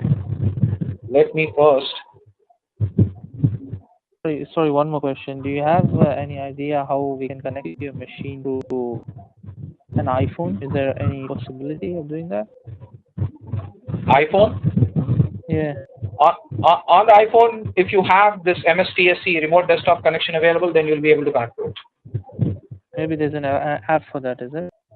Yeah, maybe just try it out. If you have that, MSTSC option available on your iPhone, then you'll be able to connect to my data center using your iPhone as well. Fine? Check it out, anyways. Yeah, check it out.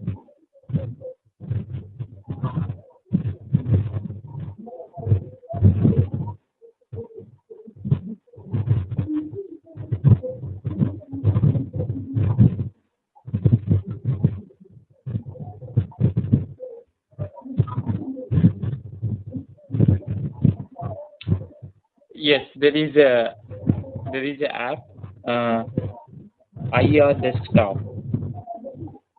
Please call again, sorry?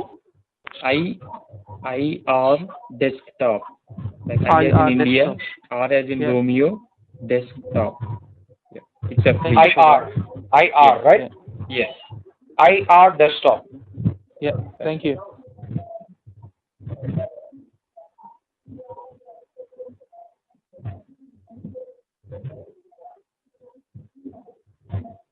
Guys, have you received the material? Yes, received. Yes. You have received the material, right? Yeah. Yes. Okay, fine. Let this ESXi get powered on. Now I'll show you how to get connected to this ESXi using vSphere client, and then how to create a virtual machine on it and how to install an operating system on it. Okay, I'll show you that in a moment. And meanwhile, let us create a new virtual machine and show you the installation of ESXi. It's pretty simple.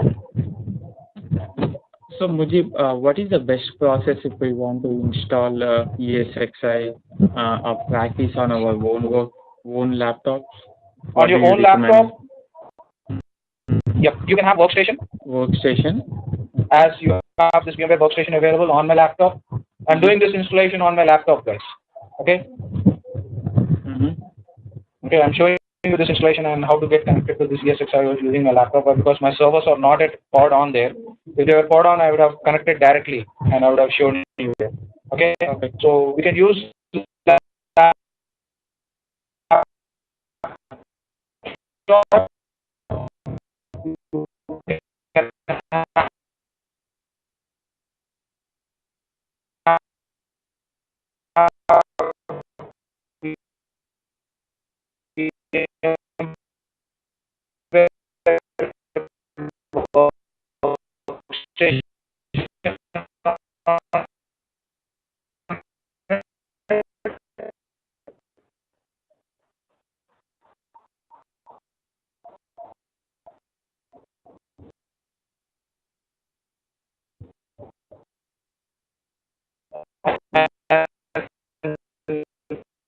you need to have click on next.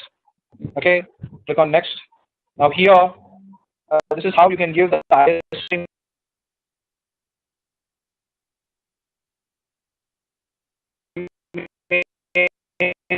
to this virtual machine. Either you can have the CD or DVD drive of your laptop, or you can have that image available on your machine. You can browse to that location, browse it. This is my ISO image available on my machine. So click on open, click on next. It has detected ESXi 5. Okay. So here you can give the name of your virtual machine, like ESXi. Let us say this is 4. And this VMware Visual, like a ESXi 5.0, is that also a free version? Yeah, it is also available for evaluation. It is also available for evaluation. You can download that. Okay. What is the name of the file? Is it VMware Vision? VMware VMVisa 5.1. Okay. This again, sorry. What is it? VMware VMVisa. No, what file is this? It is ISO file of ESXi.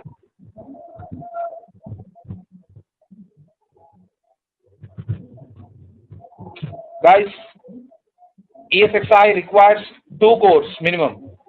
Okay, you cannot install ESXi with a single core. Fine. So it takes processing. You need to go with 2 cores from our laptop. Pardon? So it takes processors from our laptop, right? I mean, yes. From our. Yep. Okay. Yep. If you are doing it on workstation, fine, and it requires minimum 2 GB RAM. All right.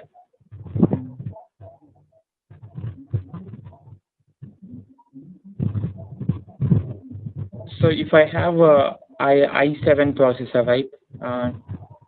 Does that means how many cores it may? i7 has 2 cores, I think, right? 2 cores. Yes, it is a dual core processor basically. It has 2 cores and it has hyper-threading in it. Okay. So that means 4 logical processors. 4 logical processors. So I need to allocate 2 logical processors to this ESXi, right? Yes. Yes. Okay. So who creates that logical processor out of my workstation? So that your operating system does. Basically, it is logical processors are nothing but hyper-threading. Hyper-threading technology converts a core into 2 logical processors. Oh, so it's an automatic process. It's already inbuilt. Yes. Yes. Okay. So I can directly allocate the logical processors. Right? Yes, absolutely. Okay. So guys, here we will see the installation of ESXi. Now I'm powering on this virtual machine. See guys, the installation appears in this way. It is booted. Just all you need to do is hit on enter.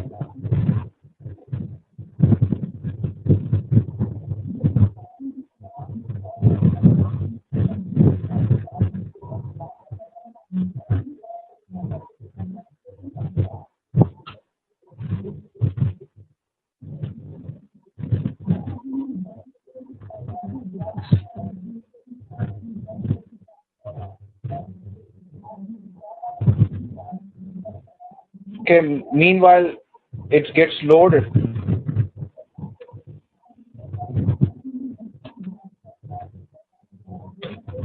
Okay, let me show you how to get connected to an ESXi host using vSphere client. If you see this, the IP address of this machine is 192.168.10.20.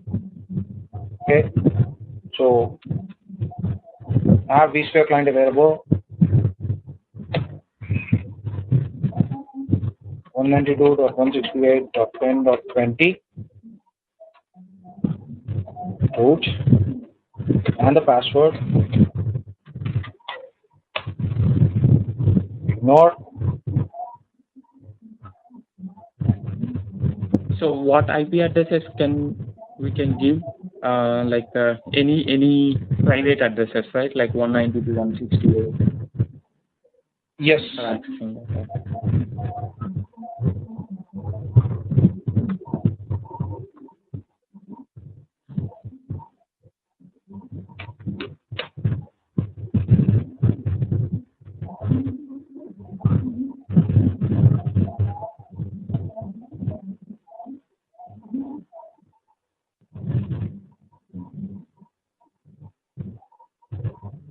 Okay.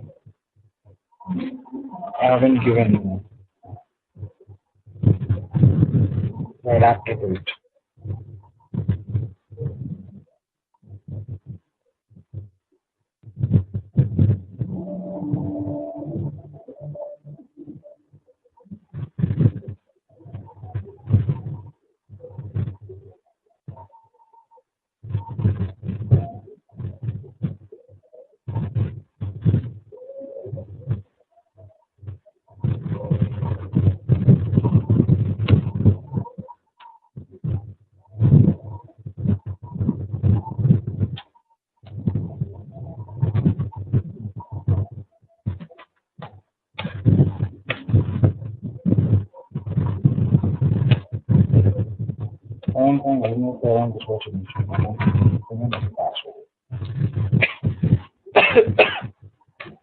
Not an issue.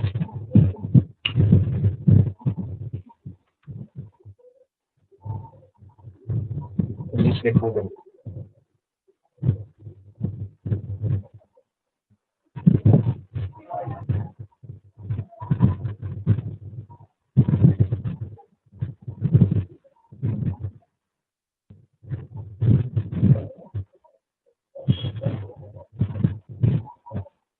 Rajiv, can you show me the vSphere client screen again, please?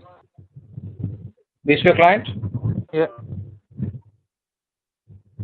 Give just a moment.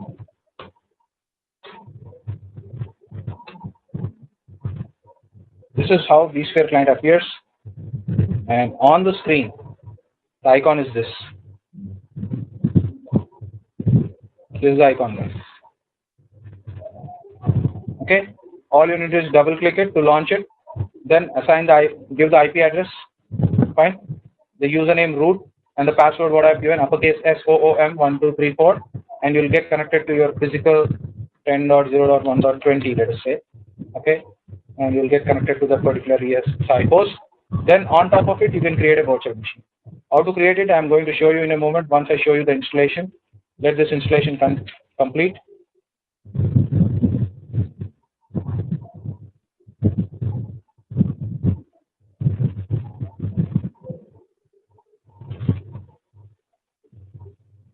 How long does the installation goes on for normally? So normally it takes 10 minutes for the installation. Approximately.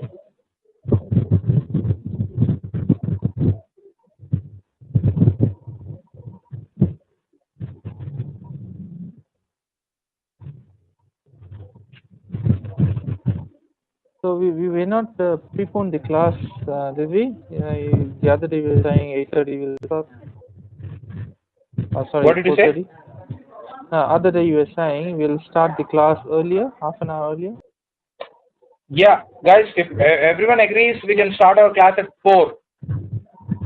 Guys, all you need to do is enter, then you need to accept the end user's license agreement by pressing F11, and it is self-explanatory, guys. This installation is not at all difficult. It is pretty simple and trivial. And this is what it has scanned. It has found a 40 GB hard disk, which is nothing but a virtual hard disk, or because I'm installing ESXi on a virtual machine. Now, I told you that if you can also install ESXi on a SAN LUN. Okay, if it is a physical machine and if your ESXi is connected to your SAN, there might be multiple LUNs exposed, and you can see those LUNs under remote. Okay, and I told you you need to select a disk which is not yet formatted with VMFS. Now, how do you identify that disk is not yet formatted with VMFS? Guys, if there is a star indication on that particular disk, this kind of star, if there is a star indication on that particular disk, then that means it contains a VMFS partition. That means it has already been formatted with VMFS. If there is no star indication, then that means there is no VMFS partition on it. You can continue. Now, if you see this, it's a local hard disk. Do you find any star on this? No. What is the meaning of it? There is no VMFS partition. Okay, that's how you need to identify and select a disk which is not yet formatted with VMFS. So we're not using a VMFS partition for installation, are we? Yes, if you go ahead and use a VMFS partition for installation, again it is going to format that VMFS, and whatever the data is stored on VMFS is going to be lost. That's the reason why not to use VMFS partition. Clear? Okay. Right. So after now you select that, it will allocate again format it. See, suppose you select a hard disk on which already VMFS exists. And continue with the installation. Even if you don't now you don't select a partition which is not VMFS partition. No, yes, it will format that. Even though it will format. Yes. It will format, but you said 4% of it it will leave for. Right, now you can see this 40 GB, right?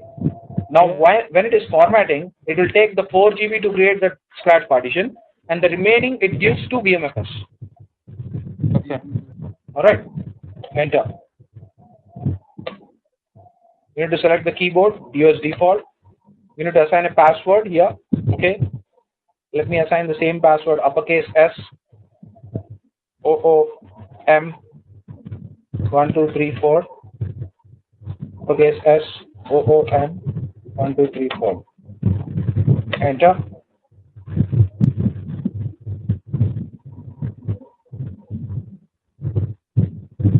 A message will pop up here right now. Just read the message and try to give me why this particular message popped up. Give me the answer why this particular message popped up. The IO devices checking for. Now it is checking for it is scanning the system, gathering additional system information, and most probably it will give you a message here. A message pops up. Just read that message and tell me why this message popped up and what does it mean.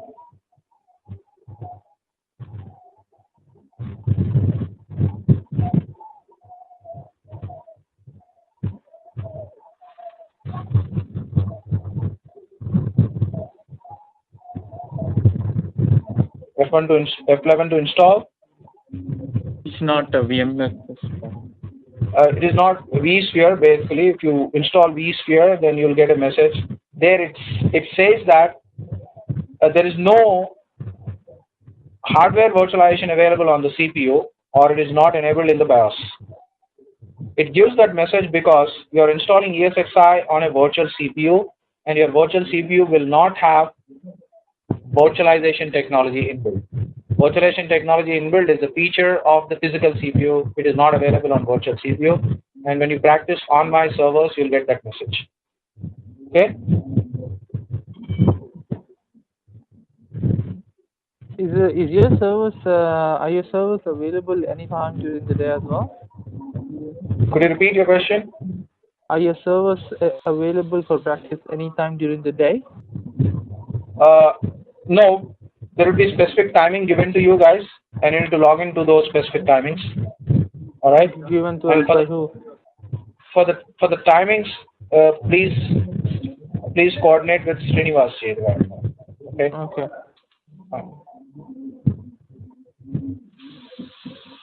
Most probably your servers will be available from 6:30 Indian Standard Time till 9:30 Indian Standard Time. I mean, Is there 6:30 in the morning, from 6:30 in the evening.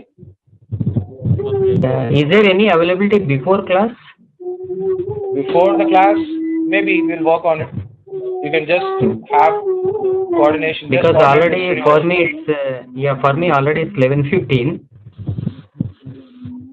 11. same with me? 7:15, yeah. Yeah, evening times are not possible for me either because my office starts at 9 o'clock. No, actually, yeah, 11:15 p.m. No, for me. Okay.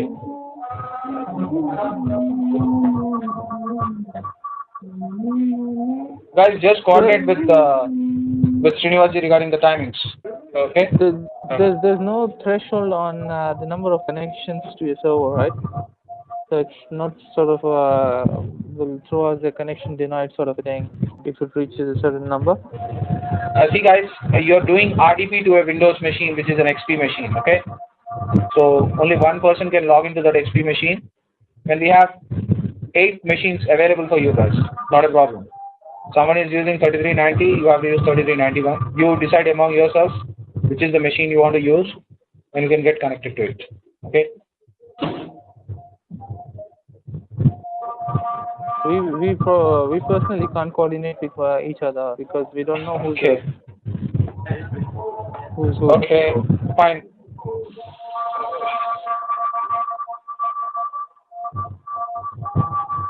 Hari, Prabhakar, Rupesh, Satya, Usman, Vikas.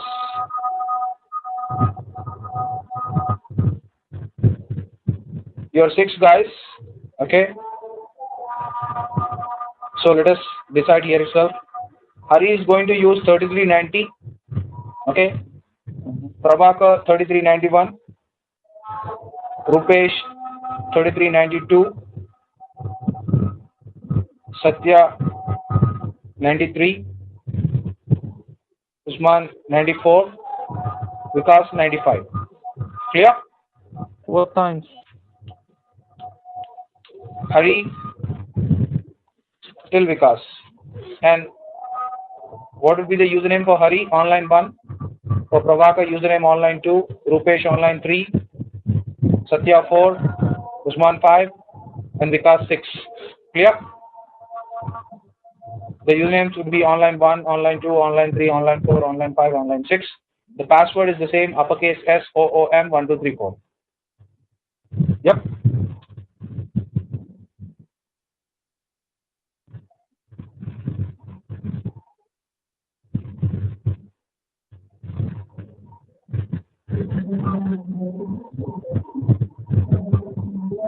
There's one question.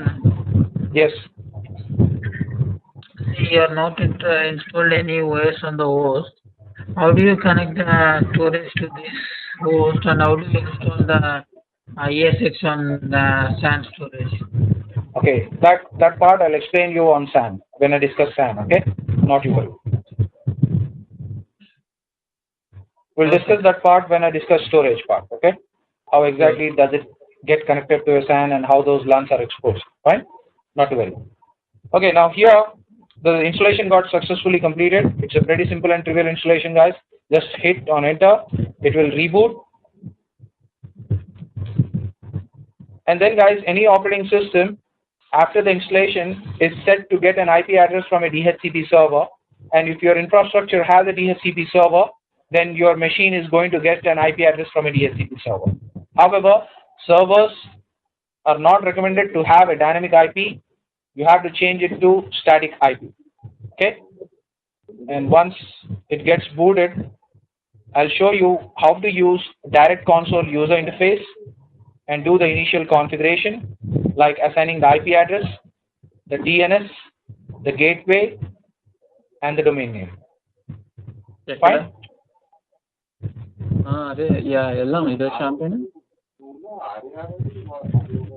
Alright, meanwhile, let me inform you the other IP addresses which you have to use in my infrastructure.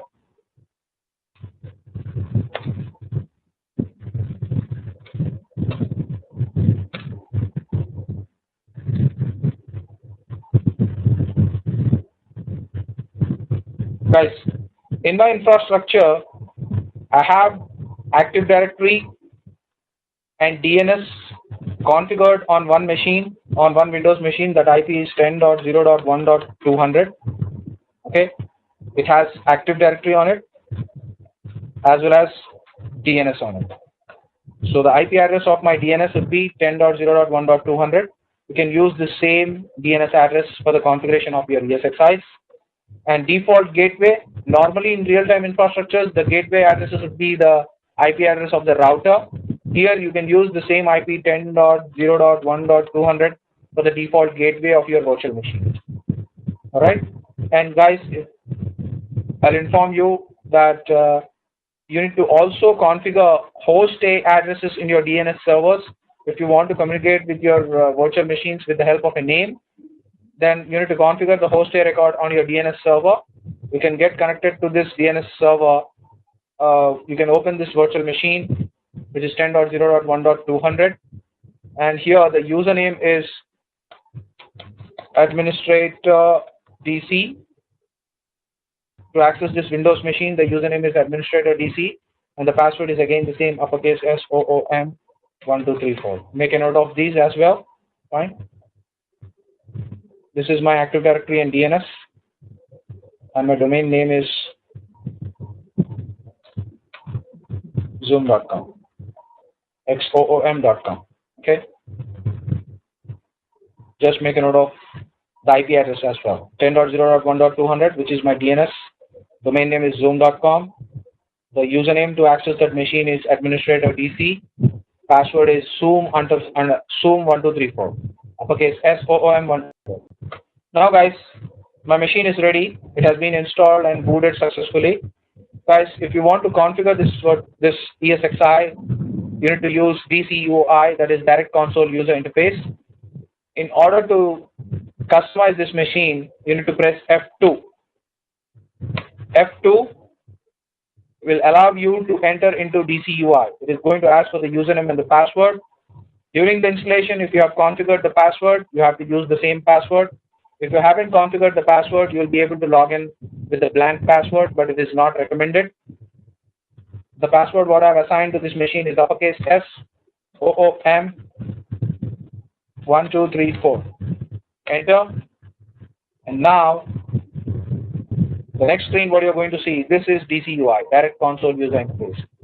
Right now, you can see here, configure password which is set. That means already password is configured. Now what do I need to configure? I need to configure the IP address to this ESXi. In order to configure that, drop down to configure management network, hit enter. Now drop down to IP configuration, hit enter. Right now I told you it is set to get an IP address from a DHCP server. Drop down, use space button or the key to select it. Drop down. Now enter the IP address which you want to use. Let me say that I want to use 192.168.10.60 to this machine. The default gateway, sorry, the subnet mask would be 255.255.255.0, and the gateway maybe 192.168.10.1. Enter. Then drop down to DNS configuration. DNS, guys, when you are creating your virtual machines on my ESXi 10.0.1.20, you have to use the DNS IP 10.0.1.200. I am running this virtual machine on my local laptop. That's the reason why I'm giving different IPs. Guys, in my infrastructure, I'm using class A IP. If you want to assign an IP address to your virtual ESXi, use class A IP and don't use 10.0.0. series and 10.0.1. series. Why? Because I'm using it. You use a random IP range. Just change the octet, second octet and the third octet in your IP addresses. Here I may assign the IP 10. Sorry.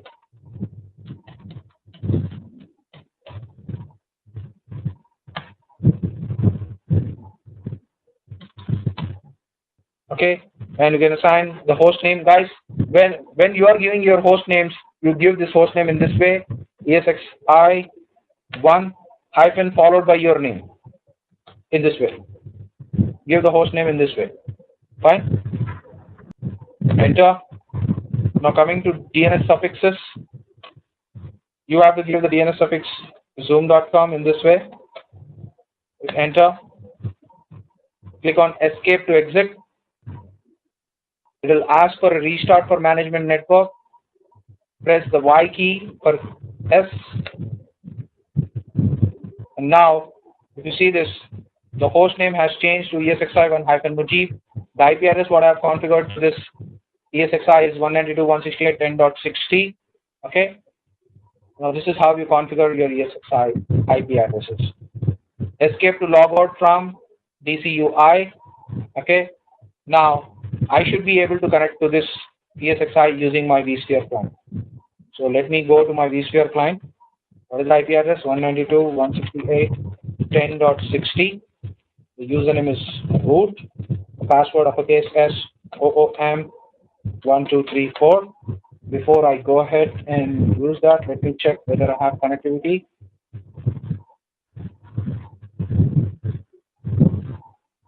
Or status details. This I'm 10.5. Okay. I can get connected. Login. You get an SSL warning, security warning. Click on ignore. And now you'll be able to see vSphere client screen.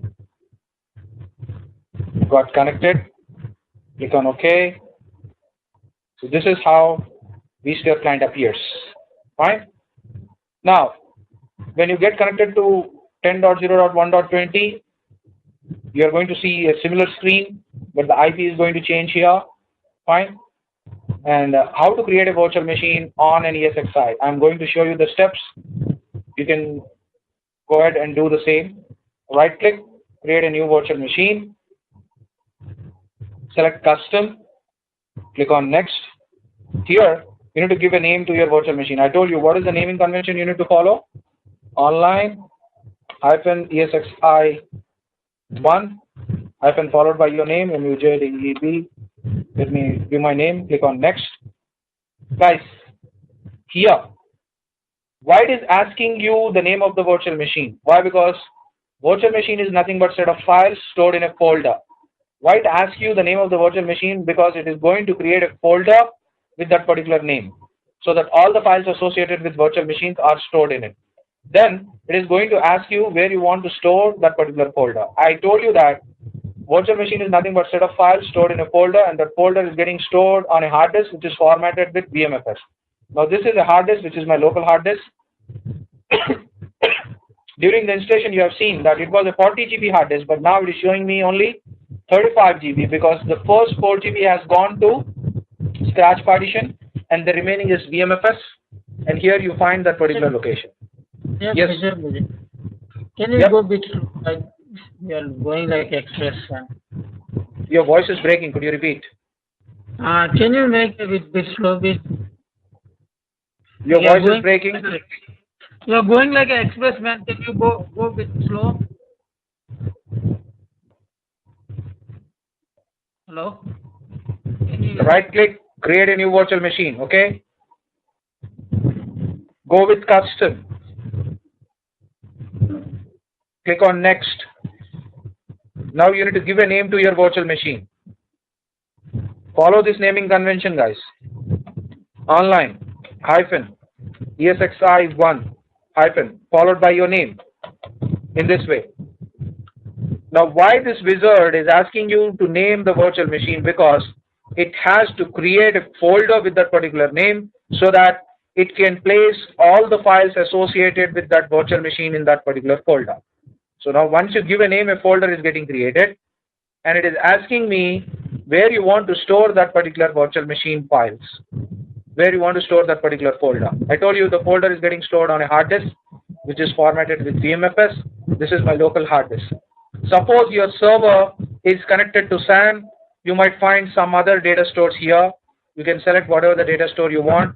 For example, if you get connected to my physical ESXi, which is 10.0.1.20, you find some other data stores like VMFS Shade 1, VMFS Shade 2, and VMFS Shade 3. And I suggest you to store your virtual machines on other data stores. Don't store it on local data store. Clear? Okay. Here I have only one data store. That's the reason why I'm going with default. Now click on next. Now here, this is virtual machine version. I'm going to discuss in detail when I'm going to discuss the theory of virtual machines. Go with the default version, not a problem. Click on next. Here, you need to select the operating system. Guys, as we are going to install ESXi, select other and then drop down, select other 64-bit. Don't you forget to select other. You are installing ESXi, so please select other and select other 64-bit. Clear? Clear, guys? Yeah. Now, click on next. Guys, ESXi requires how many CPUs? How many cores? 2 cores. 2. 2 cores. So make sure that you select 2 cores here. Select 2 cores here. Leave the socket as 1, but select 2 cores. Ultimately, number of cores 2. Don't you forget to select 2 cores. If you don't select 2 cores, then ESXi will not get installed. Click on next. Now here, guys, what is the minimum RAM required for ESXi? 2 GB. 2 GB. Select GB here and change it from 1 to 2. Then click on next. Network. I'm going to discuss all these things in detail while I discuss the virtual machines theory. I haven't discussed that yet. So go with the default. Don't do anything. However, while you're practicing, change the number of NIC cards from 1 to 2. Go with 2 NIC cards, guys. Okay? Click on next. Don't change anything. Go with the default setting. Click on next. Here, now we are creating a new virtual disk to this virtual machine. Select create a new virtual disk. Click on next. Here, change the size of this virtual disk to 40. And guys, here you find disk provisioning options. Thick lazy zeroed, thick eager zeroed, and thin provisioning. I'm going to explain this in detail while I discuss virtual machine theory part. Not to worry, but go with thin provisioning always, guys. Don't you forget to select this thin provisioning. Again, I'm repeating, guys. Change the virtual disk hard disk size from 8 GB to 40 GB and select thin provisioning. By default, it would be on thick, but select thin. Don't you forget to select thin provisioning. Okay? Clear? Click on next. Okay, it is telling me that the disk capacity specified is greater than the amount of available data store. Yes, why? Because it is a 35 GB. So let me click on cancel here and go with 20 GB. But you can continue with 40 GB. Why? Because you are installing on my ESXi. I have enough space there. Click on next. Go with the default. Don't change anything. I'm going to discuss all these in detail. Not to worry. And click on finish. So in this way, the virtual machine will get created. But you will have to install ESXi on top of it, right? So normally on a physical machine, if you want to install an operating system, what you do? You provide the ISO image, right? So here also you need to provide the ISO image to your virtual machine. Right click on the virtual machine, click on edit settings and select the CD or DVD drive, and now select data store ISO file and click on browse. Guys, when you get connected to my physical ESXi host, which is 10.0.1.20, in the same way, all data store appears. You can just click on data store 1, double click it, and there you find a folder which says ISO images. Just double click that particular folder, then you find many images, ISO images available there, and then select the image which says VMware, okay, vmvisor, okay, 5.1. Select VMware vmvisor 5.1 image and click on OK. Fine. And then don't you forget to select this particular option which says connected power on. If you don't check this box, when you power on the virtual machine, then the installation will not continue because it will not get connected to the ISO image. Guys, again I'm repeating how to give an ISO image to your virtual ESXi so that the installation can continue. Right click the virtual machine, click on edit settings, select CD or DVD drive, select data store ISO file, click on browse and select data store 1 on 1.20. Double click, you'll find a folder which says ISO images. Double click that and there you'll find a list of ISO images. Select VMware vm4 5.1 image. Click on OK and then click on this particular option which says connected powered on. Once you click on this particular option and click on OK, then that will get closed in this way. Okay, then all you need to do is power on the virtual machine, right click, click on power on, and the installation will continue. Before clicking on power on, better to click on open console so that you can see what is happening inside the virtual machine, and then click on power on, and then you can see that blue screen appearing where you can continue with the installation and hit on enter and you can continue with the installation as you have seen it earlier. This is how you need to create a virtual machine and install an operating system. Okay, clear with the point, guys? Did you get the point? Yeah. Did you get the idea? Yeah. If you are confused, don't you worry, use your lab manuals. You have your lab manual available, the material is sent to you. There you have the lab for the installation of ESXi as well as creation of a virtual machine. So follow that and most probably you'll be able to do it. Clear? Clear, guys? Yes, please. Alright. Guys, I'm done with my today's session. Okay. Guys, regarding the lab timings, please coordinate with Srinivasji regarding it. Okay. And as I've shared the information how to get connected to my lab, this is the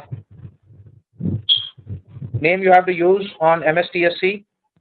The username should be as I've told you, and then use vSphere client and get connected to 10.0.1.20. Then create a virtual machine as I've shown you how to create it.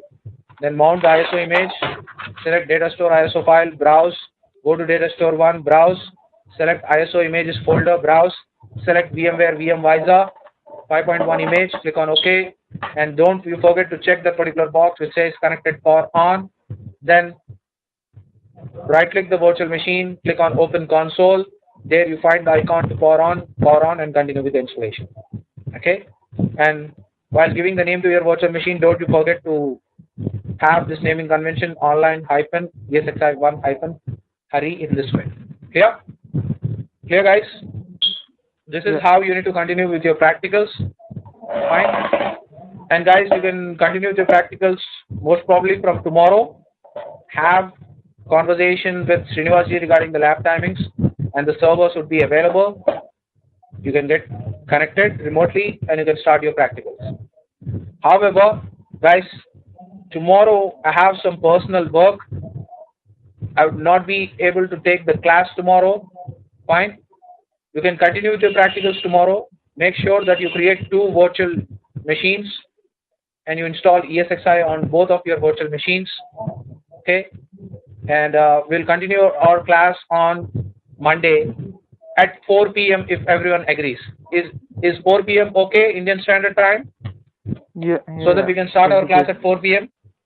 Yeah, it's okay for me. What about the other guys? What about the other guys? Hari, is okay for you? 4 p.m. is okay? Guys, if everyone agrees, I can start at 4 p.m. Vikas says yes, okay. Prabhakar, okay? Yeah, it's for me okay. Rupesh? Satya? It's fine, man. No problem. Everyone agrees? Yes. Fine.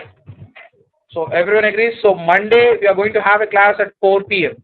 Apologies, tomorrow I have some personal work. I cannot avoid that. So I will not be in a position to take class tomorrow. Okay. So we'll continue our class on Monday at 4 p.m. Fine? Yeah, thank you. Okay, All right. Thank you so very much, guys. Thank you. Okay, bye-bye. All right. Bye.